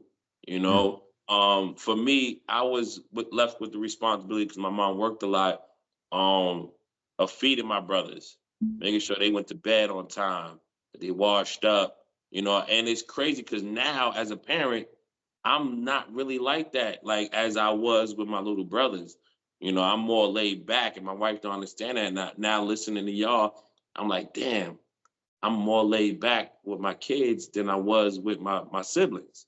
You know, so I could see now, hearing from you, like, damn, okay, things is different because you was being raised by a child, and she was doing things a lot different than what she's doing now as an adult raising a child. You know, so it is a big difference. Yo, but shout even out to as all a the dad, older, you go through it. Siblings, like, man. you understand. Like with my oldest, I went legit from being single to being a dad like that instantaneously. Yeah. And I tell him all the time, like, yo, I get it. My fault. Like, I was growing with you, understanding how to be a dad. And even with his little brother, like, we'll be sitting at the dinner table, and as his little brother walk up without a shirt on, and Ian, Craig know, like, my little one, like, still the minute practice is over, it could be -5 degrees, and my dude immediately, no shirt, like, is out there, like, this is Sparta. Yeah. And his older brother's like, yo, go get a shirt on. Like, it's dinner time. You gotta eat with a shirt. Yeah. He's like, you really let him eat without a shirt on? Like, that's what we doing right now? They remember that stuff. Like, they hold on to it. They understand. Like, you get soft over the years. Yeah, for real. He's like, yo, y'all soft now. That shit didn't fly when I was around. You're for real. Yeah, that second and third child syndrome shit is real. It definitely is, and like y'all said earlier, it definitely carries on to like the grandparents and all this other stuff. Because every time my kids go to their grandparent house, I don't care if they gone for 7 hours. You come back, they got a bag full of new toys and clothes and all this other stuff, and it's like, yo, where was all of this stuff when I was growing up? You know what I'm saying? Like, I don't get it. My parents would buy Noah all the fucking toys at McDonald's. I didn't even know you could do that. Like, all the Happy Meal toys that they show in the little display case, they're like, yeah, we'll buy them all. I'm like, wait. Yeah, I didn't even know you could do that. I didn't even know that was a thing to do. Yeah, you can. Yeah, you can. Do it.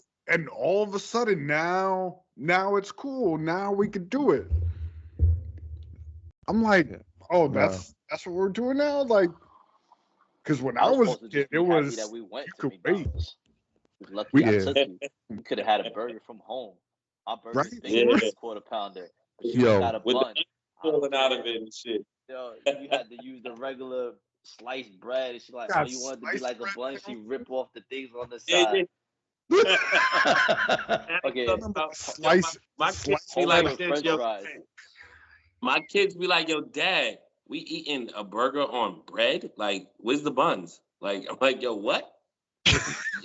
It's, And it was wheat bread at that. It wasn't no Wonder Bread. It was home style wheat bread. That's crazy. But yeah, but on that same note, what kind of bread are y'all using in your house? Y'all got to use that Ezekiel bread, right? no. Don't fucking The knock kids that eat Ezekiel bread. That shit is good, man. Bread. Oh, you just don't. I just don't do it. Yeah, I don't eat bread. Oh, so you don't make everybody else in the house don't do that. Okay. Nah, I'm not like that. You know what I mean? I'm not gonna make you unless it's like you're not supposed to. Huh? What about pork? No I know pork. you don't eat pork. Does anybody else in the family eat pork? My mom, my brothers. In your household. My mom married a Muslim, an Arab Muslim, when I was 8 or 10. So it kind of kept it going. So my brother, he's a cop now. He don't eat pork either, but he eats shrimp. Shout out to Benny. Yeah, shout out to Benny. He don't eat pork, but he eat shrimp and stuff like that.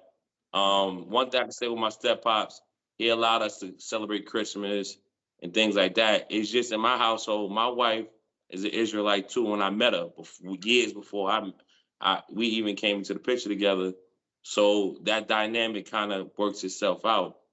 But as far as pushing my beliefs, unless it's something that I personally don't do, that's like against what we do, then it'd be no. But they celebrate Hanukkah. I don't really do Hanukkah, but they do it. You know what I mean? And it's okay.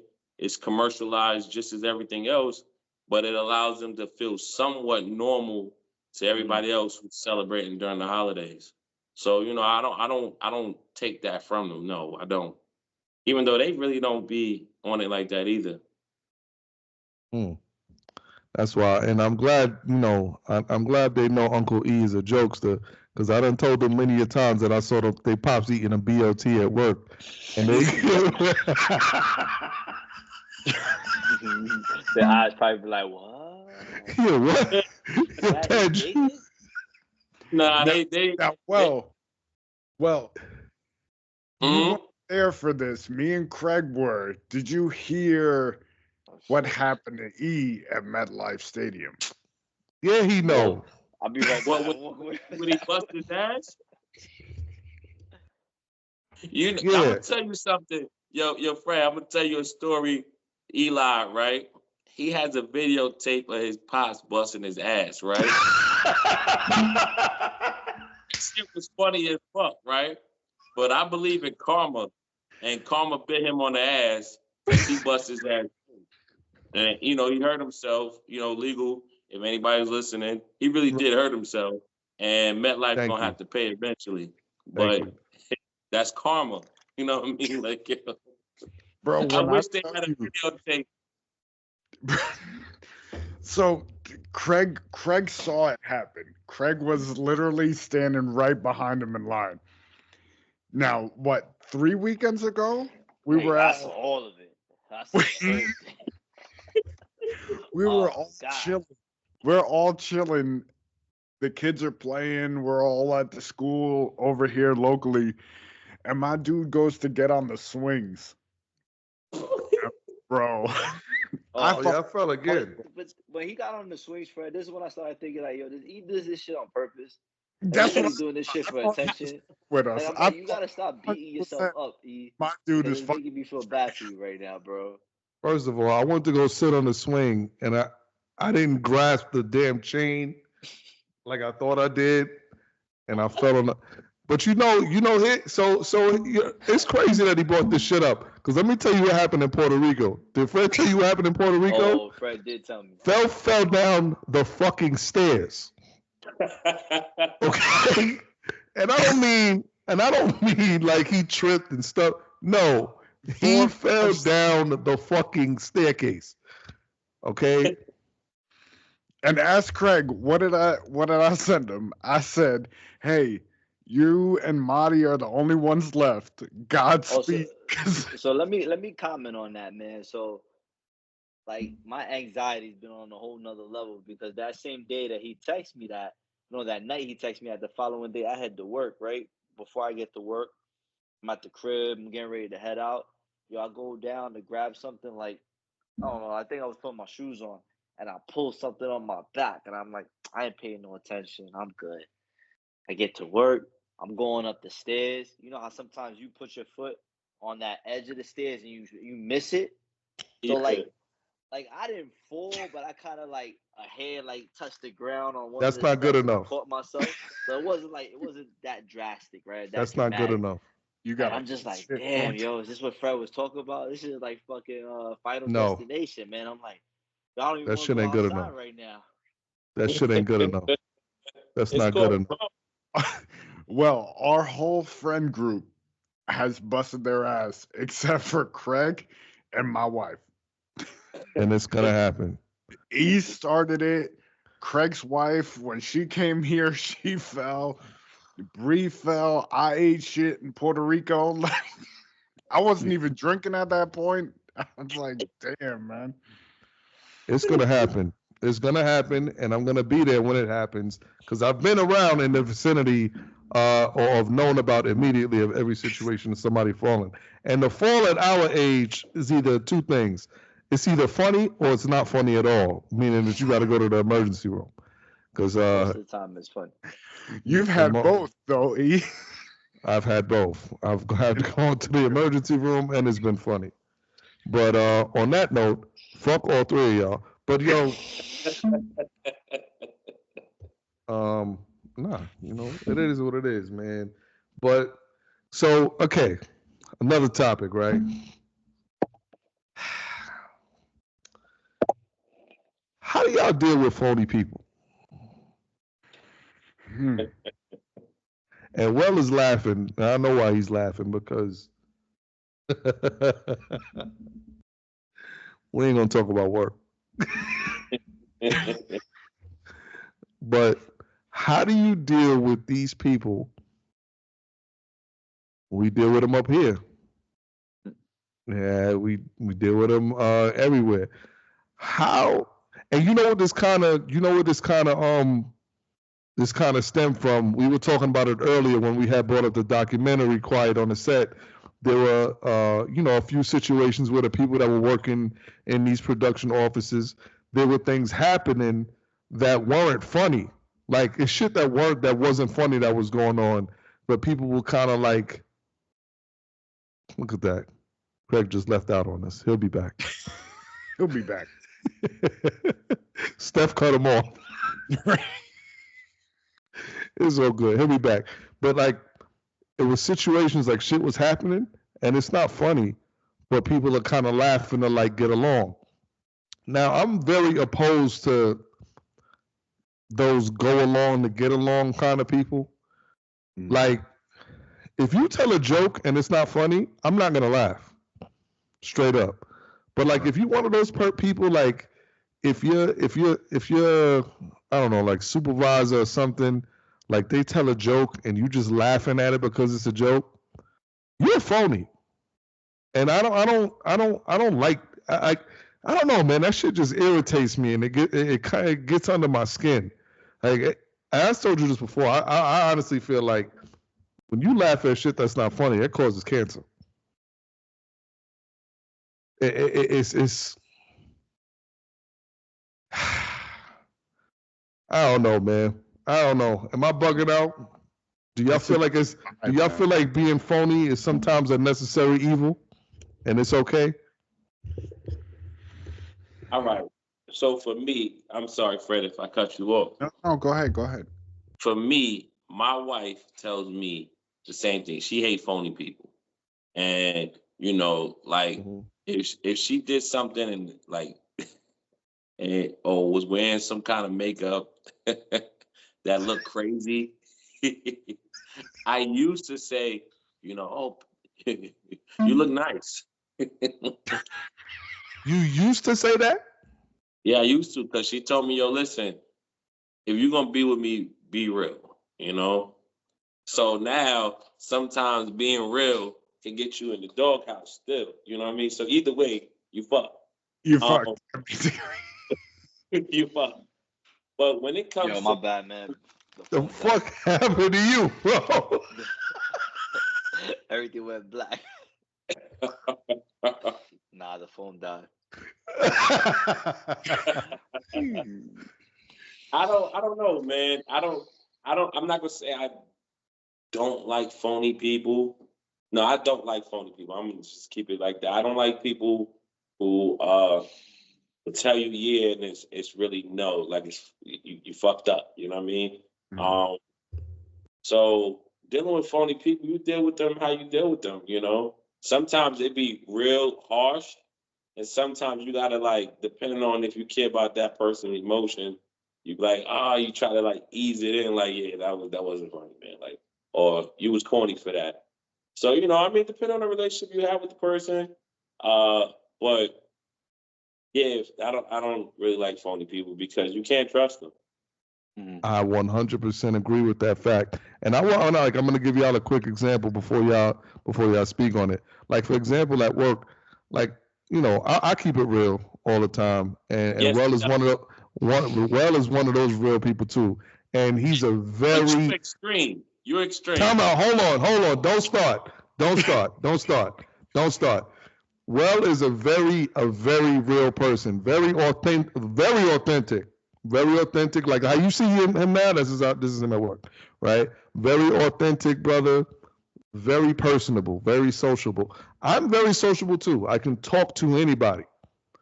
But his level of sociability and mine are on completely different levels. Like to the point where sometimes I tell him, I'm like, yo, bro, you kind of overextending yourself. And I don't like it, bro. I don't like it. And well, go ahead and tell your lies, bro. Go ahead and tell your lies. He's extreme. Extreme. He's extreme. Eli's extreme where he make people go home and cry. Like now he's lying.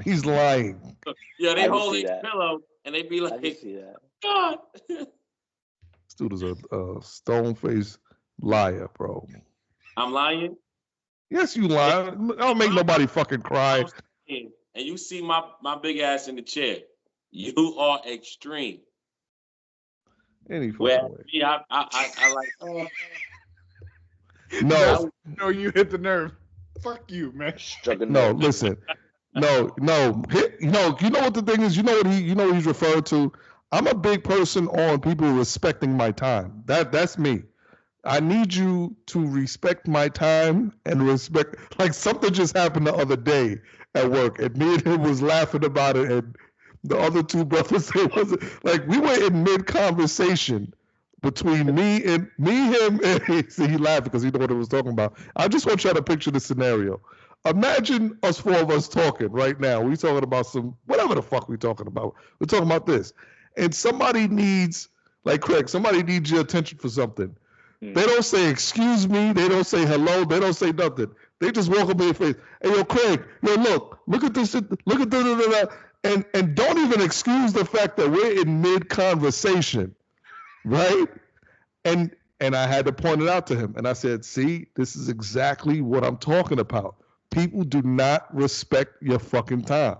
You know what I'm saying? Like, and you know what? At some point, it's not their fault that they don't respect your time, because if you don't make them respect your time, they're not going to respect it.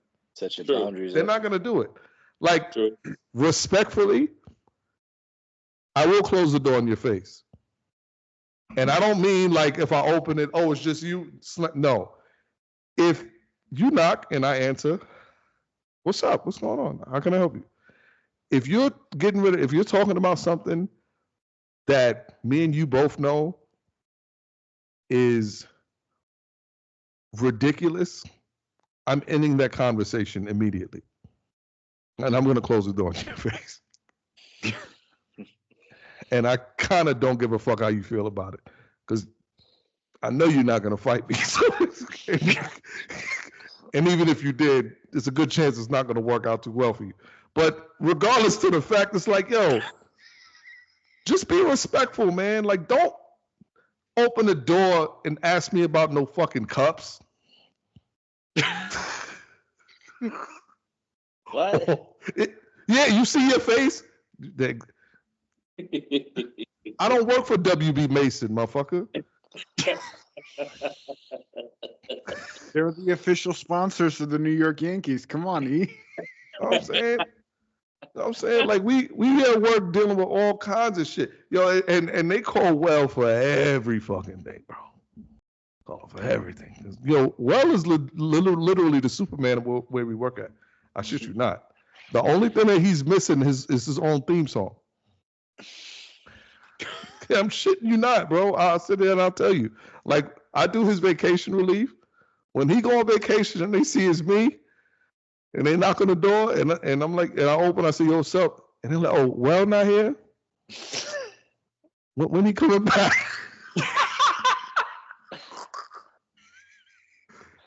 Because you see how he covered his face? That's hilarious. And am I bullshitting? Nah, he not. He not. Because listen, it's only so much I'm gonna sit here and fucking entertain. What? You want what? Hey, yo, check this out. And I don't give a fuck who it is, or I don't care who you are, or what rank or level you at. What? Hey, yo, check this out. He wants some cups. See, but I feel like phony people brought the three of us together. Like, on last year's tip, like that whole shit went left. Yeah, and well, we spoke about that. Yeah.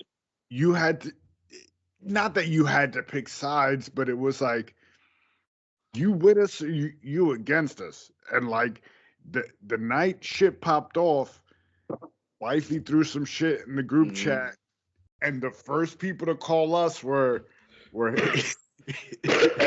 Biggie Mafia and Bree were like, yo, y'all starting shit. We riding with y'all 100%. And we weren't even that close at that time.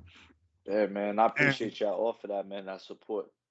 Yo, no, Craig, that was bullshit though, Craig. That shit made me, that shit hit home for me. So, you know yeah, what, man, it was Craig, right is right. It was wrong is wrong, man. And especially when it comes to your kids. facts. Especially when it comes to your kid, and your kids are witnessing the shit. Yeah. What example you said? So it came down to Breast Cancer Awareness Month. So everybody's wearing pink. Me and little man, we got pink armbands in the house. we throw CM on it, right? We wear it to our first game. Big E's like, yo, that's dope. Why didn't y'all tell me? I would have done that shit too. And then there was other people that were like, oh, who's that for? What's that for? I'm like, that's for my dude. He can't be here right now. It's for your mama. But we riding with him 100%. And you get the sideways looks, but I'm like, I always say it. Like, if you ever seen Sons of Anarchy, Opie was my dude. Opie was my dude. Great show. Like, he's loyal down 100%, and that's what I try to be as much as I can.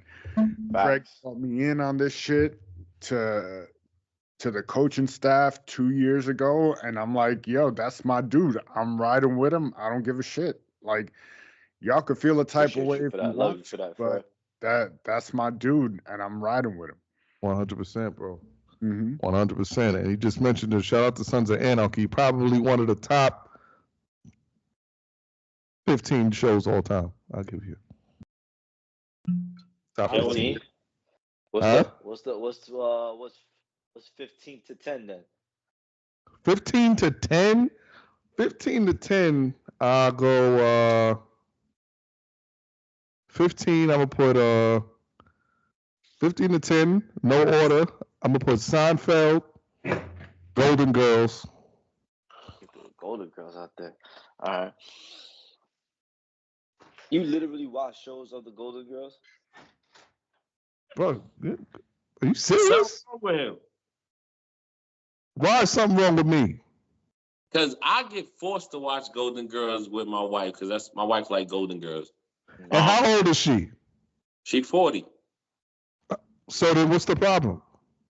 Because Golden Girls is a bunch of washed up hags trying to get laid. That shit was the original Sex in the City, man. Let's just say it like that. That's pretty much what it was. Yo, Greg, you hit it right on the head. Pause. That's really what it was, yo.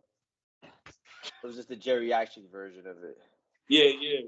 First of all, y'all are completely fucking disrespectful. I didn't say it was a bad show. I just y'all being disrespectful. Y'all are being yourself following every season. You said Golden Girls. That's sad. Let me ask you a question. Do you know the theme song? No. Of course, who don't? And there are millions of shows that have been out since. Can you recite the theme song of millions of shows? No. And why is that? Because it's one of the greatest shows of all time. What you want me to tell you? What do you want me to tell you? You know what happened? How's the theme song go? Are you serious? Yo, well, go ahead and do the theme song, well. Thank you for being Thank you. Thank you. Thank you. Thank you. When you think about it, yo, when the theme song let you know that they was whores, like traveling around something back in the I'm like, yo, I said, hold on. Yo, they old whores. That is the dumbest shit I've heard in a long time. Although, and I messaged this to Fred earlier. This word to my kids. This happened. I'm in line at CVS this morning. Yo, and I swear on my life this happened. I was in CVS this morning, and I was standing behind a lady who was trying to get a coupon off her phone to work for whatever reason. Older black lady, had to be in her 70s. I shit you not. And on the counter, she had a box of extra large Magnum condoms. That's word to everything I love. Craig's face. Yo, we were in the CVS in Brotherhood Plaza, and she kept turning back and looking at me and said, "I can't get this phone to work for nothing." And of course, I'm the only other black person in here. And she's sitting here talking to me, and she got these damn condoms sitting up here on this counter. But back to the shows, 15 to 10. I said Seinfeld. I put Seinfeld up there because Seinfeld is one of the great shows. Seinfeld was good. Yo, Fred, come on, man. All right, so you know what? All right. I still got them.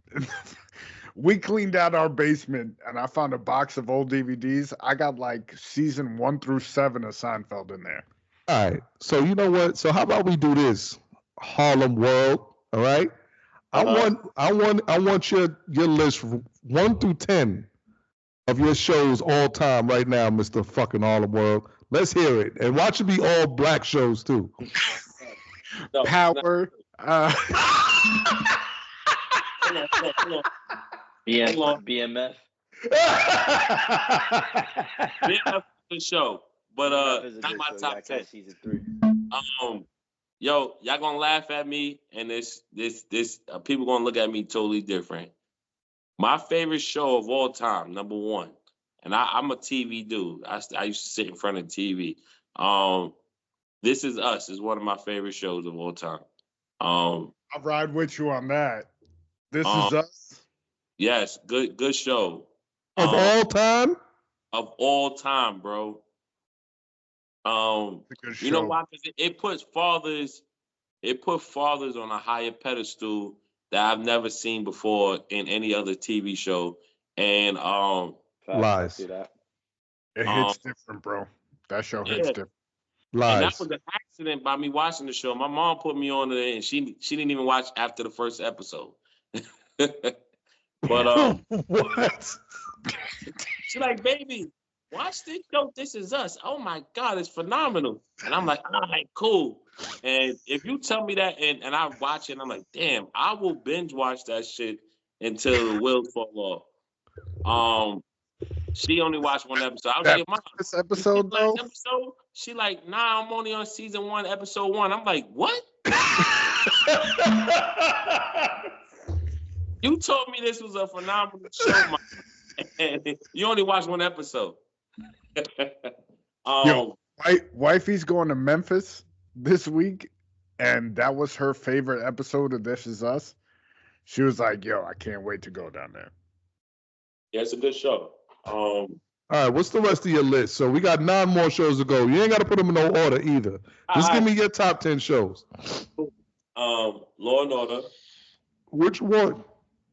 I like the one with the dude who knew everything. Law and Order. Was that Criminal Intent? The big dude who knew everything. Like, yo, you be talking about crackers. He's like, crackers were made back in 1611, and they caused people to choke because blah blah blah. Yo, Craig, you see your face? You see your face, bro. Do you realize that this dude, he said Law and Order, and of all the Law and Orders, he picks the worst one. I thought he was gonna say SVU. You know This is Not SVU. SVU is the number 2. original one, Law and Order. SVU is after that one. I like that one because even though he knew everything, it was like, all right, cool. Fourth. Motherfucker was funny. SVU. I like the new one with the spin. What's his name? Organized crime. Organized crime. I like organized crime. So are you counting all 3 of those as one show? Or are you counting them individually? I'm counting individually, B. Okay, so then that's 4 shows you got. You got 6 more to go. I like This is a horrible list so far. Family Matters is hot. Family Matters. Oh shit, Family Matters. Okay, that's 5. You got 5 to go. Come on, TGIF was my life, kid. I got you. I'm the Carl Winslow of this house, yo. Listen. You are talking about the greatest shows of all time. Yes. That's why I said y'all gonna laugh. You're gonna look at me differently, yo. Because people be like, yo, this nigga Well got all these tattoos and he watching Family Matters. Yes, I watch. Yo, show them the rest of your arms. Show them the rest of your. I'm not gonna go there. So Family Matters. Hey, well, we ride with you. I got no tats, man. Yo, Craig, you ain't got no tattoos, man? Nah. You gotta get some ink, bro. I got one on my arm and one on my lower back. Go ahead, finish the rest of the ones you got. What's the problem? That's Craig right now. Give me some. Yo, cartoons count or they regular TV shows? Hey, it's your shows, bro. All right, G.I. Joe, X-Men, 97, the new shit. X-Men. So I haven't watched the new shit. I started watching the old shit back in the original one just to catch up before watching the new shit. That was my joint back in the days. Yeah. What? Mm-hmm. I watched Dragon Ball Z for kids. You got 3 left. Okay, What was the last one you just said? You said Dragon Ball Z. Dragon Ball Z. I like that. That shit fire. See, you going down there. All black shows, but I really don't really like the all black shows. I mean, A Living Color was cool when I was a kid, but I watch it now. It's not funny.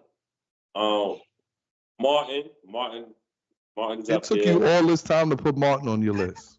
You should be ashamed of yourself. Go ahead. Listen, man, I keep trying to tell you, like, my memory is bad, man. Too many football hits to the brain, it really messes you up. Let me see. You got HTE. You got Harlem tendonitis, whatever. HTE. Is it Harlem tendonitis? Whatever it is. Yo, 21 Jump Street was fire. You got one more show. I don't think I was old enough to watch 21 Jump Street. Yo, that shit was crack, man. Johnny Depp? Yeah, that shit with Johnny Depp in there, right? I binge watched that a couple years ago, and I'm like, damn, this was the hell of a good show, man. I like New York Undercover. New York Undercover was fire. That was a good show. Crack, man. That was a good show. You've exhausted your list. Yeah, I can't. I can only think what yesterday I ate. Yeah, I can't really go as far as to say my top 10. So I'm gonna tell you why I allowed him to sit here and go down in flames like the Hindenburg, right? Because this dude has the audacity to judge me in the shows that I watch. You said Golden Girls. You watch the Office. Yo, bro, you watch The Office. That shit is not funny to me. Bro, you said Criminal Intent, the worst of all the Law and Order. Was good. But do you gonna say The Office is not funny? It's not funny. Office is not funny. That's why when I found the award shit, I was like, this dude gonna like this. He got me a Dundee. He got me a Dundee award, and I got it at work. I didn't even know what it was. I just said, yo, listen, this would be nice on his desk. I appreciate you, bro. I appreciate you, man. Hey, yo, listen, I'll tell you this much. The Office is funnier than Martin. See, I can't talk because I've never seen The Office like that. Yo, The Office is hilarious. Yo, Biggie. Yo, listen, and I love Martin. Martin is on my top. Martin is on my all-time list, right? But you talking about consistency of hilarious episodes? The Office is all-time funny. Also, my bad. The Cosby's. Cosby's was good. Cosby was fire. I'm not putting Cosby on my list. He got issues. The age I was at, the Cosby's really didn't really do it for me. What's your list? Let me hear your list, E. Go, E. No order. No order, top 10. Top 10 shows. Number one show of all time, Breaking Bad. Number one. Okay, my bad. There you go. Yeah, there you go. Mr. Heisenberg has got inspired too. And look, he doesn't have Sons of Anarchy on his list. He was talking shit about it earlier. Didn't mention it one time. Y'all see what I go through? You know what? For me, Eli, like I said, when you mention this show, I'm like, oh shit, yeah, that shit was fire. Sons of Anarchy. You're having trouble remembering all of them, man. Oh my God. Yeah. So anyway, Breaking Bad is the number one show to me of all time, first and foremost. Then I'm gonna have to go to Office. I'm then gonna have to go Fresh Prince of Bel-Air because you just got to. I'm gonna put Martin. I'm gonna put the Jamie Foxx show. That's 5. See, I got mostly comedy. Mm-hmm. No to the Jamie Foxx. No, Jamie Foxx. Are you crazy? I would say maybe top 15. Yeah, I wasn't a huge fan of it. I thought it was funny, but it was okay. Law and Order SVU, because you just have to. Right. He put cartoons. I gotta put Arthur on there. Okay. Arthur all time. That's how you sleep in real life. Dead ass. With his fist. With his fist like this, knocked out on a sofa in Puerto Rico. Because you just gotta be ready, son. Or you can all the Arthur memes. You know what I'm saying? You just see the picture of the fist. Hell yeah. And I got 4 left. My last 4 of my greatest shows of all time. Okay. Friends. You gotta keep it real, bro. Friends was a phenomenal show. My wife like Friends. That's why y'all get along, Eli. She like Friends. But first of all, she's a highly intelligent. She's a highly intelligent woman, and I tell you, every time that you talk about y'all had an argument, I'll tell you it's always your fault, which it ultimately ends up being anyway, because she can't do no wrong. It is what it is. That's my sister, and I love her. Go with the next one. All right, so I got 3 left. My last 3 is probably gonna be it's gonna be mostly comedies because I don't like to watch TV for no real shit too much. I'm gonna say the Wayans Brothers, and my last 2 shows. See, the Wayans Brothers should have been called out before the Jamie Foxx show. Nah, bro. Yeah, man. Jamie Foxx is fucking hilarious, bro. He is, man. He's multi-talented. He's funny, the Wayans Brothers, they have more funny shows, though. Yo, man. he put on a dress. Episodes. I ain't watching Jamie Foxx. He put on a dress. I mean, Martin did the same thing, though, man. Yeah, bro. What are you talking about? You're right. I mean, he had a character in the shit called Yo, Greg, you got it. Yo, he seems to be saying shit that don't make no sense, man. And it's like, what are you talking about? Yo, every time I see Jamie Foxx, I see Shanae. I just don't think he's funny, man. Shanae. That was Martin. That was Martin. No, what was the girl that Jamie? You talking about Wanda? Wanda, right? It was Wanda. Yeah, it was Wanda. He did. Should be fucked up. Tawanda, maybe. Tawanda. Shit. And last two, I'm gonna go. Since we did cartoons, I'm gonna do Batman, Superman Adventures, and then I'll go Dragon Ball Z, and that's gonna be my top 10. Okay. I gotta hear, Fred and Craig. I gotta hear this, man. Yeah. And y'all better not have no Spanish shows or no fucking. Not at all. That's not at all, bro. That is fucking racist, though. But I'm saying he already called it out for saying black shows in the beginning with Wells. Yo, Craig, then he say to me like, "Yo, it's gonna be all black shows." He did. And he named like 7 black shows. Don't be mad at me because you ain't picked that motherfucker. You fed in the peer pressure. That's your fault. Let's go, Craig. I'm gonna hear your shows. Man, see, none of y'all all talked about Sons of Anarchy. None of y'all said it. None of y'all put it on y'all list. So SOA is definitely on my list. Mm-hmm. Top 10, okay. I'm definitely a GOT fan to the fullest. Game of Thrones, always been into it. And House of Dragons, that spin-off is dope too as well. Like, I really. But I got a question. Before you finish. What's up? Is it fair to put a show on your list that isn't done? So damn, that's kind of hard. So now I gotta find shows that are all finished, like the seasons are done. They done. That they done. All right. So Game of Thrones is done. I can't put House of Dragons on. So Game of Thrones, but a hard second runner up, House of Dragons. That shit is fire. Definitely tune into it for the new season coming out in June. Okay. I'm surprised none of y'all said this one. Prison Break. That person over here like Prison Never Break. watched it. Never watched it. Fire, man. Fire. The whole concept of it is this dude who tries to get his brother out of jail. And the dude's like smart, like engineer. He actually built the jail in order to get his brother out the jail. So he knew all the ins and outs. Does he have it tattooed on his body? Like, Correct. Isn't that of it? Yeah. Yep. That was fire. Mm-hmm. If we talk about anime, definitely Dragon Ball Z. All the way from beginning to end, all the way to GT. Fire. I've always you bugging. GT was the worst adaptation. Nah, to all of them, man. To all of them.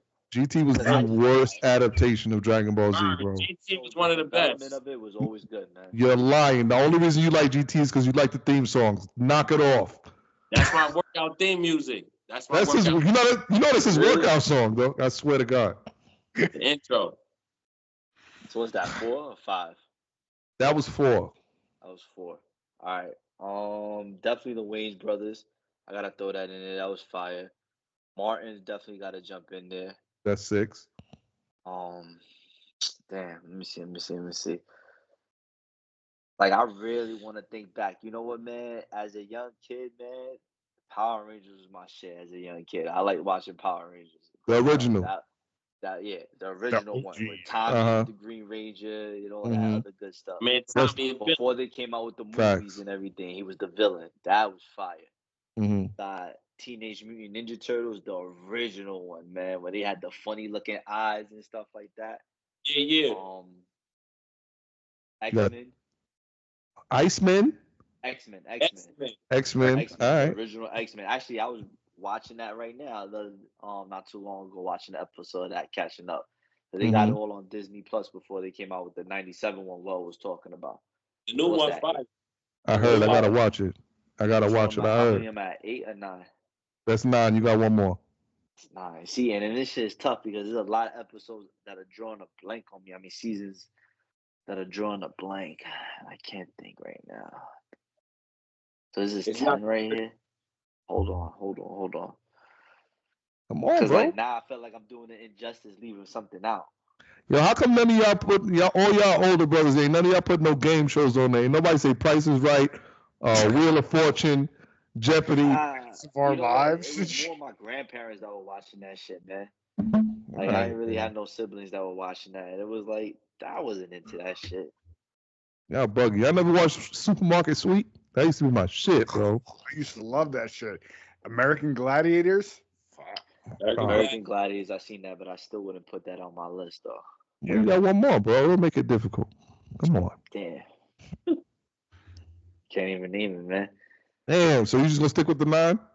Nah, bro. Go to Fred, man. Yo, Fred, do the right thing, man. Fred turned his hat back, so let's go. All right, so The Office, Friends, Modern Family. I think I named like 3 white shows back. Spanish shows, Craig, unless it's a telenovela. The Modern Family had the one Spanish chick in it. Okay. I would say Mayans, but the Mayans ending sucked, so I can't throw that on the list. I never got a chance to get into that. Watch it. Either. It's good. It just the ending. The last season was trash. Gargoyles. Ooh. Rocket Duckling Power. Duck. Those 2 were my shit back in the day. Got 5 more. Is that like 6? You said 3 with the white Office. WPS. Yeah, a bunch of white people shit. Friends, Modern Family, Gargoyles, Rocket Power. So that's 6. Mm-hmm. Damn, Family Matters. Okay. I was deep into Family Matters. Cosby Show, that was another one. That's 7. That's 7. Y'all can hear. Watch Bree she gonna listen to the show later. He was at 8 and you said 7. You're not listening, Elijah. Go ahead, bro. Damn. Big Bang Theory. That's one of my. That's the boys like. The boys like Young Sheldon. Show is another one. You just said that, yeah. That's another one. So what you got? One more? You got one more? How I Met Your Mother. Damn, dog. Wow. Damn. I'm not going. Yo, listen. I'm not going to none of y'all island, bro. So step by step. I did fuck up. That was for all the kids. Island. Pains. And Marty Lausa was pissed about it, but yeah, you was hanging out on my so. Yo, I'm not going to none of y'all island because all y'all island got shit TV shows. I'm gonna go to Epstein Island. Now let me stop. That shit ain't funny. Cut that part out. That, bro, they gonna come knocking on you. Yeah, don't do that, man. I ain't going. I'm not going to his island. Cooper. Yeah, y'all don't remember the hanging with Mr. Cooper? Did you guys see the picture? Yes, Mr. Cooper.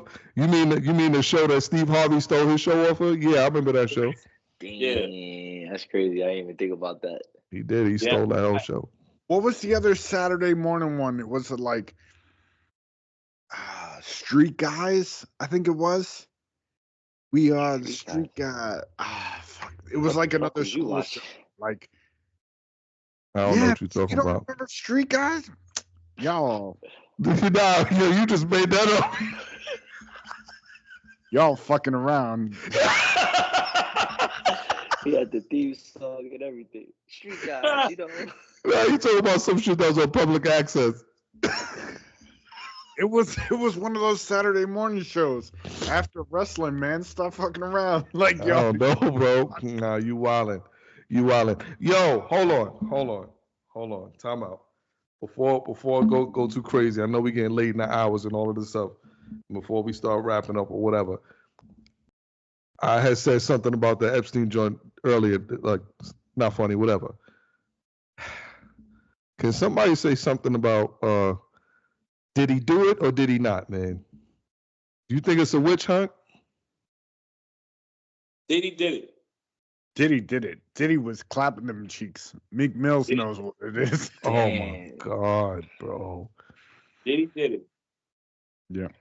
Now would you be saying that if he was from Harlem? I feel like you don't be saying that because it was City Guys. That's what it was, not Street Guys. I never heard that. I do remember City Guys. It was good. Yep. Nah, I don't know. I never heard of it. BMF. That's my 10th one. BMF. Damn, bro. BMF is fire. But nobody mentioned Power. Power was fire. You know, Power's done, but Power got kind of whack when they started going through all these different books. Yeah. Like the original Power was good. Yeah. The Wire. Nobody mentioned The Wire. The Wire. Oh. You see, Wire that's a good one. Yo, The Sopranos. Sopranos was fire. But the ending was trash. Yeah, I can't put no show on my list that had a bad ending. So Yo, did he get whacked? That ending was filmed right up the street where I used to live. Oh, where? So they said they wanted, and it was right up the block. They wanted to leave the ending. Tony got whacked at the end. Nah, they wanted to leave the ending up to your interpretation. That's why they closed it out like that. Fuck the writers. Yeah. They sold that table, that booth, for like $80,000, if not more. That's retarded. That shit is retarded. Yo, HBO's best TV Facts, show. though. Go. No, I'm actually. Come on, HBO's best TV show. Y'all didn't watch Oz? No, I wasn't watching Oz. Mm-hmm. They best show to me that I watched Entourage. I thought you was gonna think Hookers on a Point. No. Real Facts season 7. Hookers on a Point was crazy. Yeah. Taxi Cab Confessions. Trying to put condoms on fucking bananas and shit. Yeah, that shit was disgusting, bro. Yo, one of the chicks from Real Sex, Hookers on a Point, used to live right around the corner from me. And when that shit hit, everybody and their mom was like, yo, we gotta go around the corner. What was the other one? Taxi Cab Confessions? Yeah. All them HBO shows? The Bunny Ranch? Oh, I thought he was holding up a dildo. What? Pause, bro. What's wrong with you? Nah, because hold on. I'm hearing the echo. Look at it's the headphones. My bad, bro. You good. Nah, bro, but yo, well, that hooker that you was talking about, that's the one that you became a man with? What? No. Huh? No, it's a random. She gave me credit. Huh? She gave me credit. That's fucked up, bro. Listen, man. Strip clubs. I don't traumatized. That's why you don't go back. Hey, yo, it is what it is, man. We at the 2 hours, 12 minutes. Biggie. Wise words of the week before we.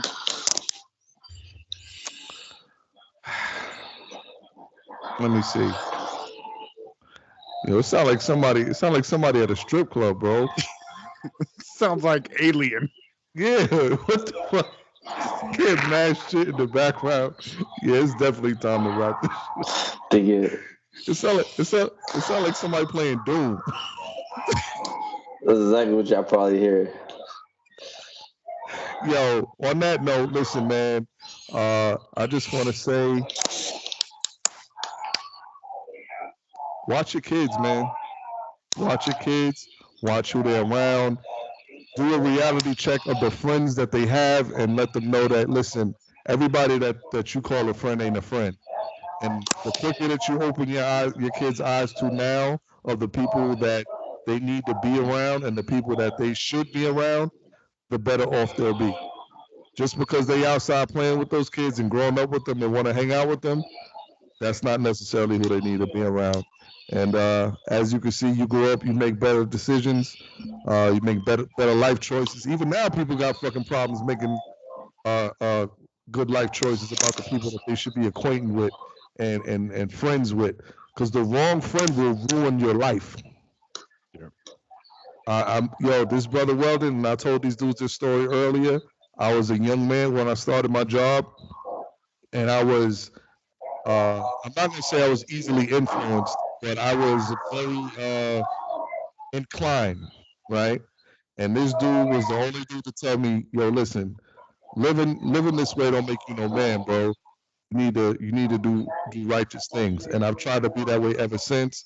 And this is why I love this brother. And I will fucking go to death with this dude right here. But on that note, that's what I got, bro.